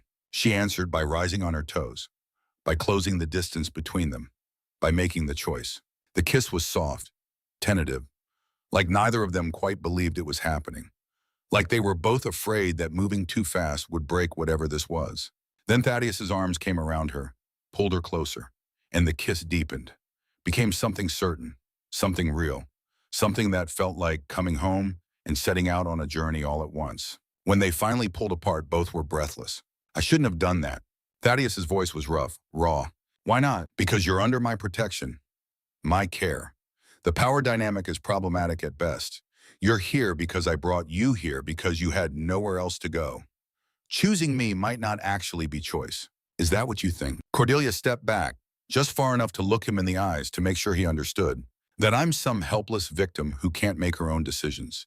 That I'm so grateful for rescue that I'd confuse gratitude with genuine feeling. That I don't have agency. Number one, I'm not some fragile thing you rescued at Thaddeus. I'm your student.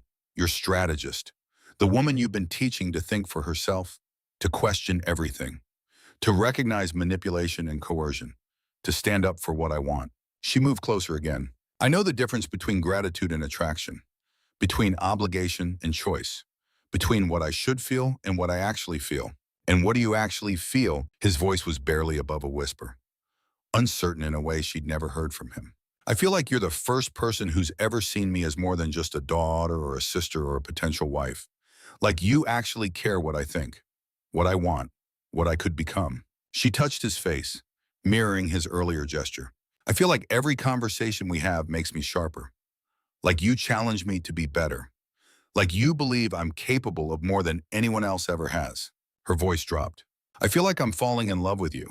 And I'm choosing that actively, consciously, with full awareness of the power dynamics and the complications and everything else. I'm choosing you, Thaddeus. Not because you rescued me, but because of who you are, because of how you make me feel, because I want to. He kissed her again, this time with certainty, with the kind of intensity that came from holding back for weeks and finally letting go. When he pulled back, his expression was serious, determined. After the ball, after we've dealt with Blackthorn, after you've proven to yourself that you can face danger and come out the other side, after all of that. So, he took her hand. I'll court you properly. No power imbalance, no obligation, no question about whether this is real or just proximity and gratitude. Just two people choosing each other. He squeezed her fingers. If you still want this, want me, I'll be here. I choose you now. Cordelia's voice was steady, certain. I choose this. I choose us. Not after, not eventually. Now, then God help Ambrose Blackthorn. Thaddeus's smile was dangerous, predatory. The smile of a man who'd been pushed too far and was finally pushing back. Because we're going to destroy him together. The next 3 weeks were a blur of preparation. Training intensified. But now it had purpose, direction. They weren't just preparing Cordelia to survive. They were preparing her to fight. Professor Whitmore drilled her on legal precedents, contract law, the subtle art of public testimony, how to dismantle an argument with logic and evidence, how to present information in a way that was irrefutable, undeniable, the kind of presentation that left no room for interpretation or spin. You're not just learning law. He told her during one particularly intense session. You're learning how to weaponize it, how to use the system against people who think they control it, how to find the leverage points and apply pressure until something breaks. He showed her how to build a case, how to gather evidence, how to connect disparate facts into a coherent narrative, how to anticipate counter-arguments and preemptively destroy them.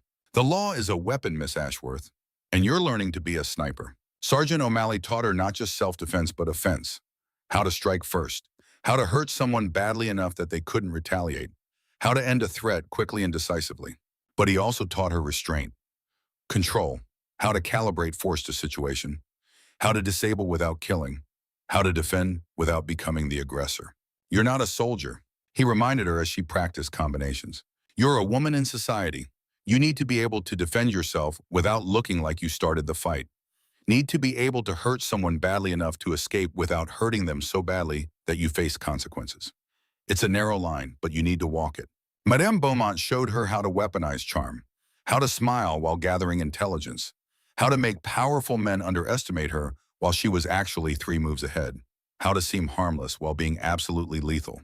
The greatest weapon a woman has is being underestimated. She said it like gospel. Let them think you're decorative, naive, harmless. And while they were patting themselves on the back for being so clever, you're taking everything they have. And every evening, Thaddeus refined the plan. Blackthorn would try something at the ball. That was certain. He couldn't resist the opportunity. The public spectacle. The chance to humiliate Thaddeus and reclaim Cordelia in front of all of Boston society. So they'd be ready. Cordelia studied Blackthorn's business dealings, found irregularities in his railroad contracts, embezzlement, fraud, bribes paid to state officials, a pattern of corruption spanning years, millions of dollars siphoned from legitimate business into his personal accounts. She compiled evidence, built a case, learned to think like a prosecutor, like someone who understood that destroying Blackthorn meant more than just stopping a wedding, meant dismantling everything he'd built, ensuring he could never hurt anyone again. Meanwhile, Thaddeus reached out to allies, federal marshals he'd served with in the war, judges he'd appointed, newspaper editors who owed him favors. building a net that would close the moment Blackthorn made his move. They worked side by side, partners in strategy and increasingly in everything else. The kiss had changed things, made explicit what had been building for weeks. They didn't hide it anymore, didn't pretend it was just professional, just duty. When they worked late, they worked close, hands brushing as they passed documents, shoulders touching as they bent over maps, small intimacies that felt huge. The attraction between them grew, but Thaddeus held firm to his promise. No more kisses until after the ball, until she was truly free to choose without any shadow of obligation or circumstance, until they'd both proven they could face danger together and come out the other side. It made Cordelia want him more, made every accidental touch electric, made every moment they were alone together feel charged with possibility. 1 week before the ball, a package arrived. Madame Beaumont brought it to Cordelia's rooms with a knowing smile. From Governor Sterling Cherie, for the ball. Inside was a dress. Cordelia lifted it from the box and felt her breath catch. Emerald green silk, cut in the very latest fashion, sleeveless, backless, the kind of dress that made a statement, that demanded attention, that said, I am not prey, I am not victim, I am predator, and you should be afraid. The kind of dress that would make every person in that ballroom look at her and remember. A note was pinned to the bodice. Thaddeus's handwriting. Warriors need armor. This is yours. That evening, Cordelia tried it on. The dress fit like it had been made for her, because of course it had. Thaddeus missed nothing, planned for everything, understood that presentation mattered, that perception shaped reality. She looked at herself in the mirror, barely recognized the woman staring back. This wasn't the frightened girl in the white wedding dress, wasn't the victim being sold to pay debts, wasn't even the student learning to defend herself. This was someone new. Someone forged in libraries and training rooms and late-night philosophy debates. Someone who'd learned to turn knowledge into power and power into justice. Someone dangerous. There was a knock at her door. Come in. Thaddeus entered, stopped when he saw her. For a long moment, he just stared. You're stunning. His voice was rough, raw. The carefully controlled governor stripped away, leaving just the man. I look like I belong in your world. Cordelia turned to face him fully. The dress moved like water, like something alive. You look like you own my world. He crossed to her, stopped just close enough that she could feel the heat of him, could see the pulse in his throat, could sense how hard he was working to maintain the distance he'd promised. Cordelia, I need you to understand something. His voice was serious, intent. What we're doing at that ball, it's dangerous. Blackthorn is desperate. Desperate men are unpredictable, capable of things rational men wouldn't consider. If anything goes wrong, it won't.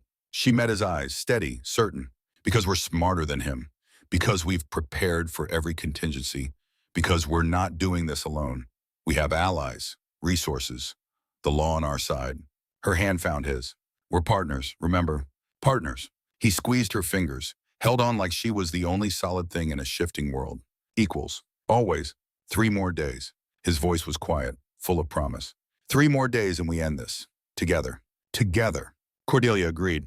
And neither of them noticed the shadow that passed by her window, the figure that had been watching, waiting, taking notes. Blackthorn knew about the dress, about the plan, about everything, and he had a plan of his own. The governor's winter ball was held at the Massachusetts State House. The building stood on Beacon Hill like a crown on the city's head, gold dome gleaming in the December twilight, windows blazing with light that spilled out onto the snow-covered streets. Carriages lined up for a quarter-mile each one, disgorging guests in their finest clothes. Fur coats and silk gowns and jewelry that cost more than most people would see in a lifetime. Everyone who mattered in Massachusetts would be there tonight, including Senator Ambrose Blackthorn. Cordelia's carriage, Thaddeus's carriage rolled past the others.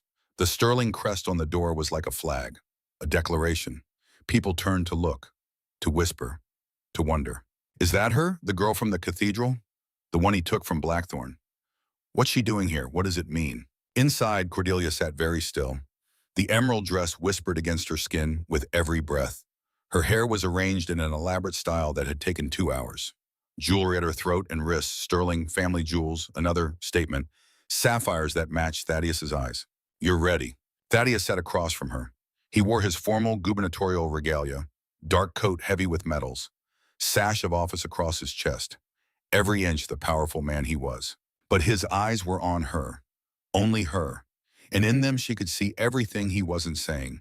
Fear, hope, determination. Something that might have been love if either of them were brave enough to name it. Emma, Cordelia's voice was steady, but her hands trembled slightly in her lap. You've prepared for this. You know what to do. You have the evidence, the arguments, the law on your side. He leaned forward, took her hands, steadied them with his own. And you have me, every step of the way. I'll be right there. Won't let you face him alone. Won't let anything happen to you. The carriage stopped. Outside the crowd, noise swelled. Music and laughter and the clink of glasses. The sound of power at play, of society performing for itself. Thaddeus stepped out first, offered his hand. Cordelia took it, rose, stepped down into a sea of stares. The whisper started immediately. That's her. That's the one. Look at that dress. Look at those jewels. Is she his mistress? His ward? His political advisor? What is she? Thaddeus's hand moved to the small of her back. Steady, grounding, a public declaration that she was under his protection. That anyone who wanted to get to her would have to go through him first. Together, they climbed the steps. The ballroom was magnificent, 3 stories tall with a painted ceiling that depicted Massachusetts's founding. Scenes of pilgrims and revolution and progress, all very noble, all very sanitized, leaving out the parts about stolen land and slavery and women being property. Chandeliers like frozen fireworks hung from the ceiling, walls lined with mirrors that multiplied the crowd into infinity. An orchestra on a raised platform playing Strauss. Dancers already moving across the floor in perfect synchronization. 500 people, maybe more, all dressed in silk and ambition, all watching. Governor Sterling, a portly man, materialized at Thaddeus's elbow. The mayor of Boston, jovial face, sharp eyes, politician's smile. What an honor to have you here. And this must be Miss Ashworth. We've heard so much about her. All good things, I hope. Thaddeus's tone was pleasant, but there was steel underneath, a warning. Of course, of course. The mayor's eyes slid over Cordelia like she was a curiosity, an exotic pet brought to show. They say she's quite brilliant, quite the political mind, your chief strategist, I hear. She is standing right here. Cordelia's voice cut through the condescension like a knife through silk. And yes, I do have a political mind. I've been studying the new harbor expansion proposal, the one that somehow awards 3 separate contracts to the same company, which interestingly is owned by your brother-in-law. Fascinating coincidence, wouldn't you say, Mayor Thompson? The mayor's face went from jovial to red in seconds. That is, the bidding process was entirely above board. I'm sure it was. Cordelia's smile was all teeth. Just like I'm sure the fact that you received a 5% commission on each contract is entirely legal and proper. Though I wonder what the voters would think if they knew, what the newspapers might say, what kind of investigation the Attorney General might launch. A pleasure speaking with you, Mayor. Thaddeus steered Cordelia away before the man could sputter a response. When they were out of earshot, he leaned close. You're magnificent. Remind me never to get on your bad side. I learn from the best. They moved through the crowd, Thaddeus introducing Cordelia not as his ward, not as someone under his protection, but as his chief political advisor, his strategic partner, his equal. The reactions varied. Some men were dismissive. Women didn't need to understand politics. Some were intrigued. A female advisor was novel, unusual, might be useful. The women were harder to read. Some saw her as a threat, some as an inspiration, some as both. Cordelia didn't care about any of them. She was looking for Blackthorne. He was across the ballroom, standing with a group of lesser nobles, men who owed him money or favors, or both, men who laughed at his jokes and agreed with his opinions because disagreeing meant consequences. He was thinner than Cordelia remembered. His face had a desperate edge. 3 months of watching his prey slip away. 3 months of humiliation. 3 months of knowing that Thaddeus Sterling had publicly unmade him in front of everyone who mattered. It had worn on him. Their eyes met across the room. His smile was predatory, certain, like he knew something she didn't, like he'd already won and was just waiting for her to realize it. Cordelia felt ice form in her veins, not fear, something colder, harder, more useful, determination. He's here. She kept her voice low, for Thaddeus only. I see him. Thaddeus's hand tightened slightly on her back. Stay close. Don't let him isolate you. Don't accept any drinks unless I've seen them poured. Don't. I know. Cordelia squeezed his arm. I remember everything you taught me. Everything Madame Beaumont warned me about. I'll be careful. The evening progressed. Cordelia danced with various men, made small talk, gathered intelligence. Every conversation was a chess move. Every smile was strategy.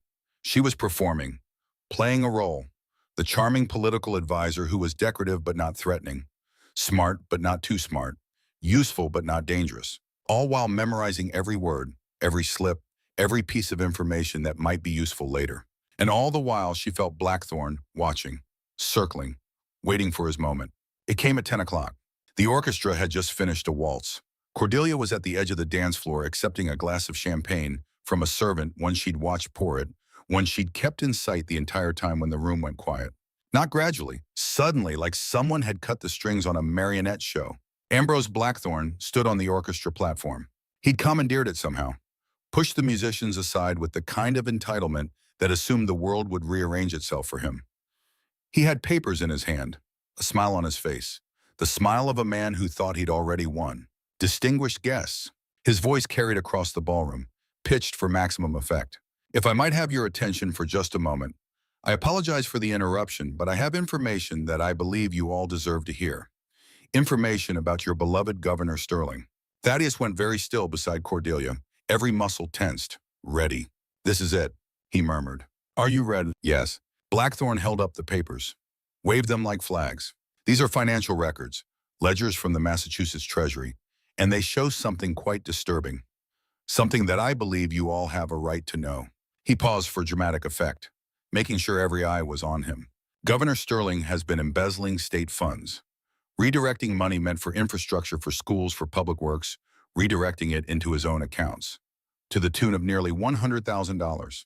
Gasps rippled through the crowd, whispers, shock, exactly the reaction Blackthorne wanted. That's a lie. Thaddeus's voice cut through the noise.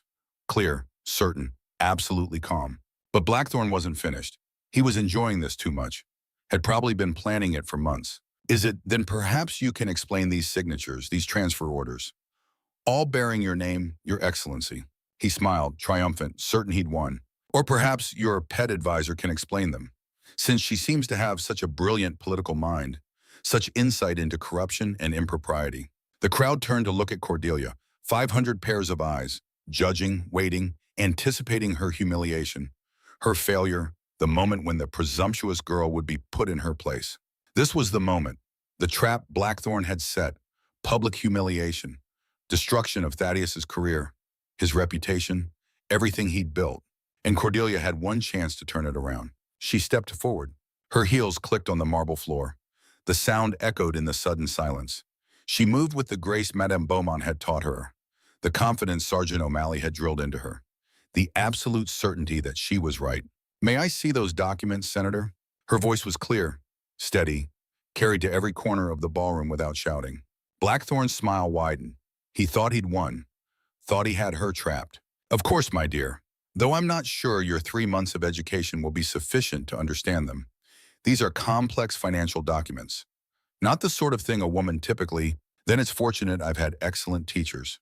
Cordelia climbed the steps to the platform, took the papers from Blackthorne's hands, felt his damp palm, saw the certainty in his eyes, the absolute conviction that he'd destroyed her, destroyed Thaddeus. 1. She studied the documents, her face expressionless, giving nothing away.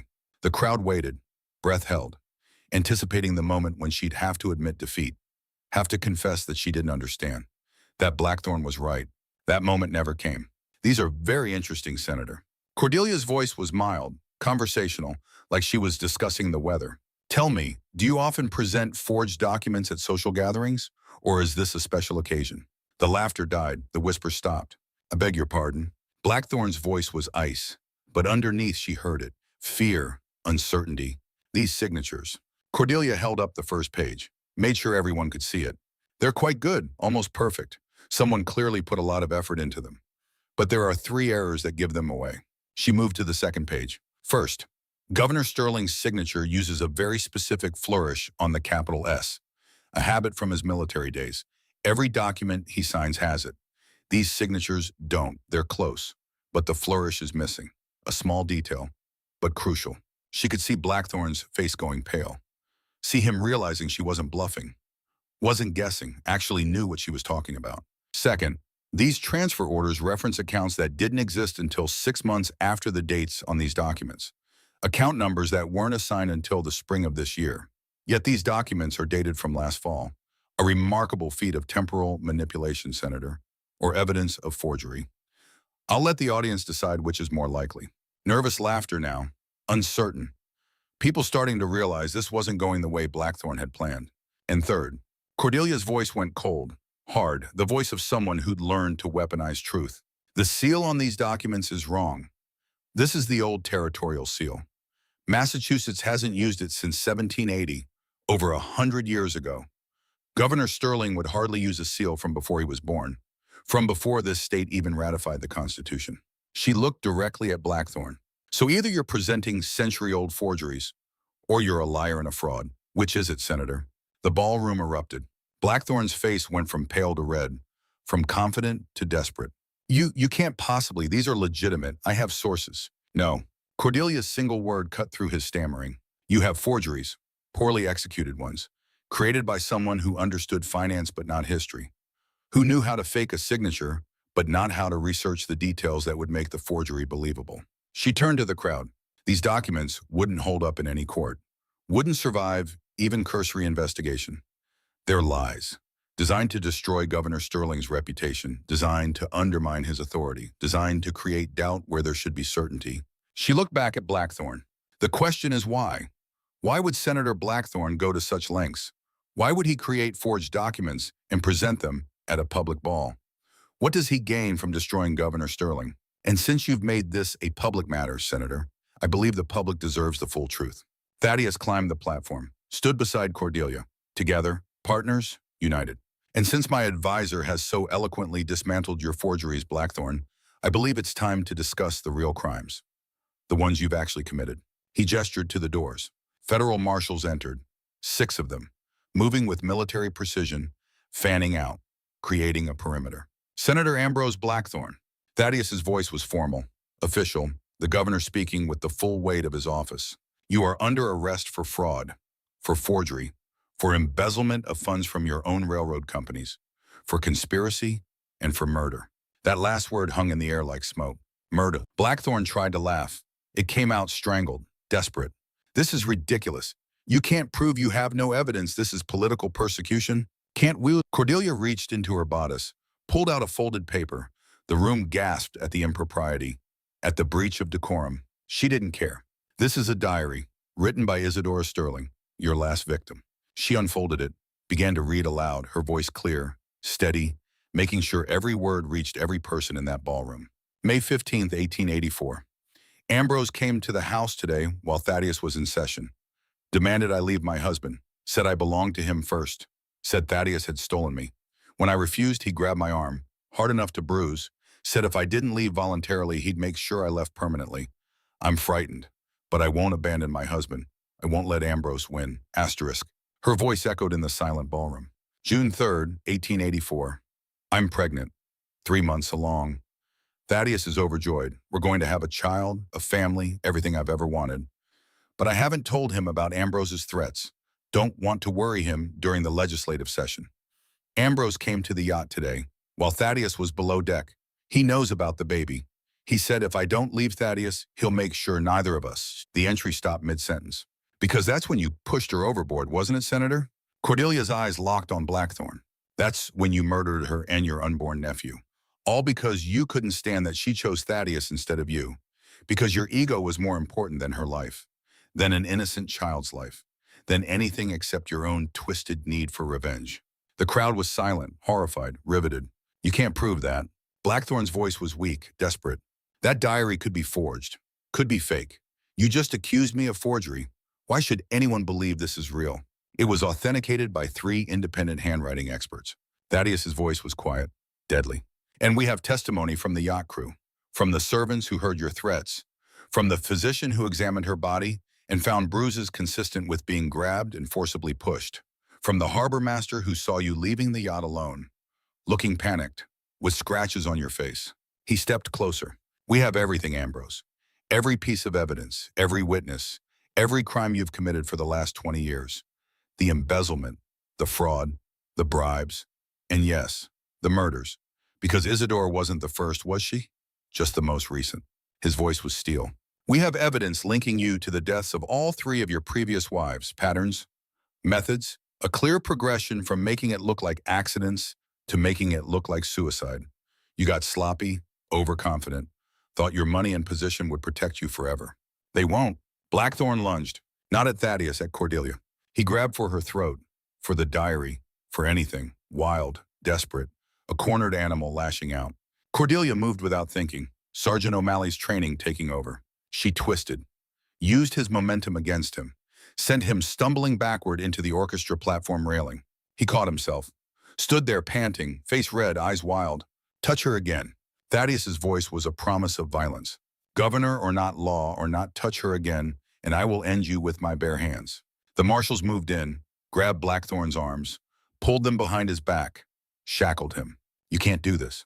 His voice was shrill now, all pretense of dignity gone. I'm a senator. I have rights. I have connections. You have nothing. Cordelia's voice cut through his protests. No power, no protection, no future. Just a cell and the knowledge that everyone knows what you are. A murderer, a coward, a man so pathetic that he kills women who reject him, so weak that he can't handle being told no. She leaned closer.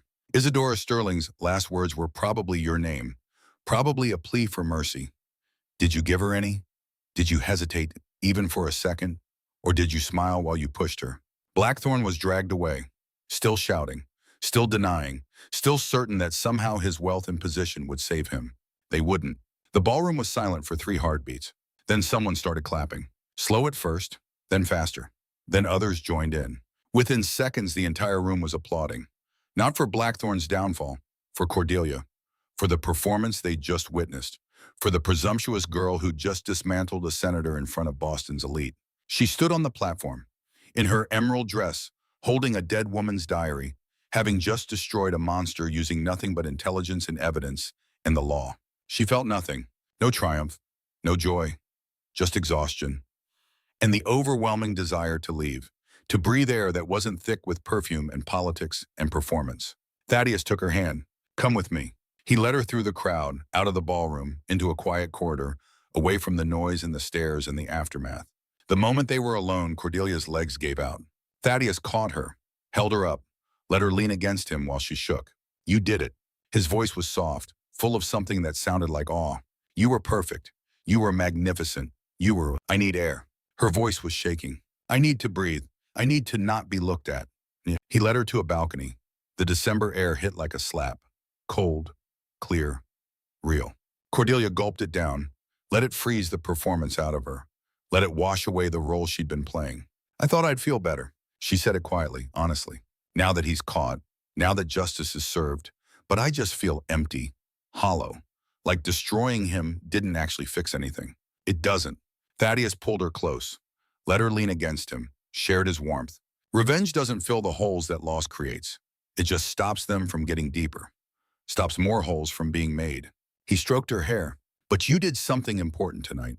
You proved that monsters can be stopped. That power isn't absolute. That intelligence and evidence and courage matter. That's worth something, even if it doesn't feel like enough. She looked up at him. Did you feel this way? After Isadora. I felt this way for years. His voice was raw, honest. Until you walked into my library and started arguing about John Locke. Until I remembered what it felt like to want something other than vengeance. Until I found something worth building instead of something worth destroying. He cupped her face. You did that. You reminded me that life exists beyond grief, beyond anger, beyond the need to make bad men pay. What do you want now? His answer was immediate, certain. You. The word was simple, absolute. If you'll have me. Not as your guardian, not as your teacher, as a man who loves you, who wants to spend his life proving that he's worthy of you.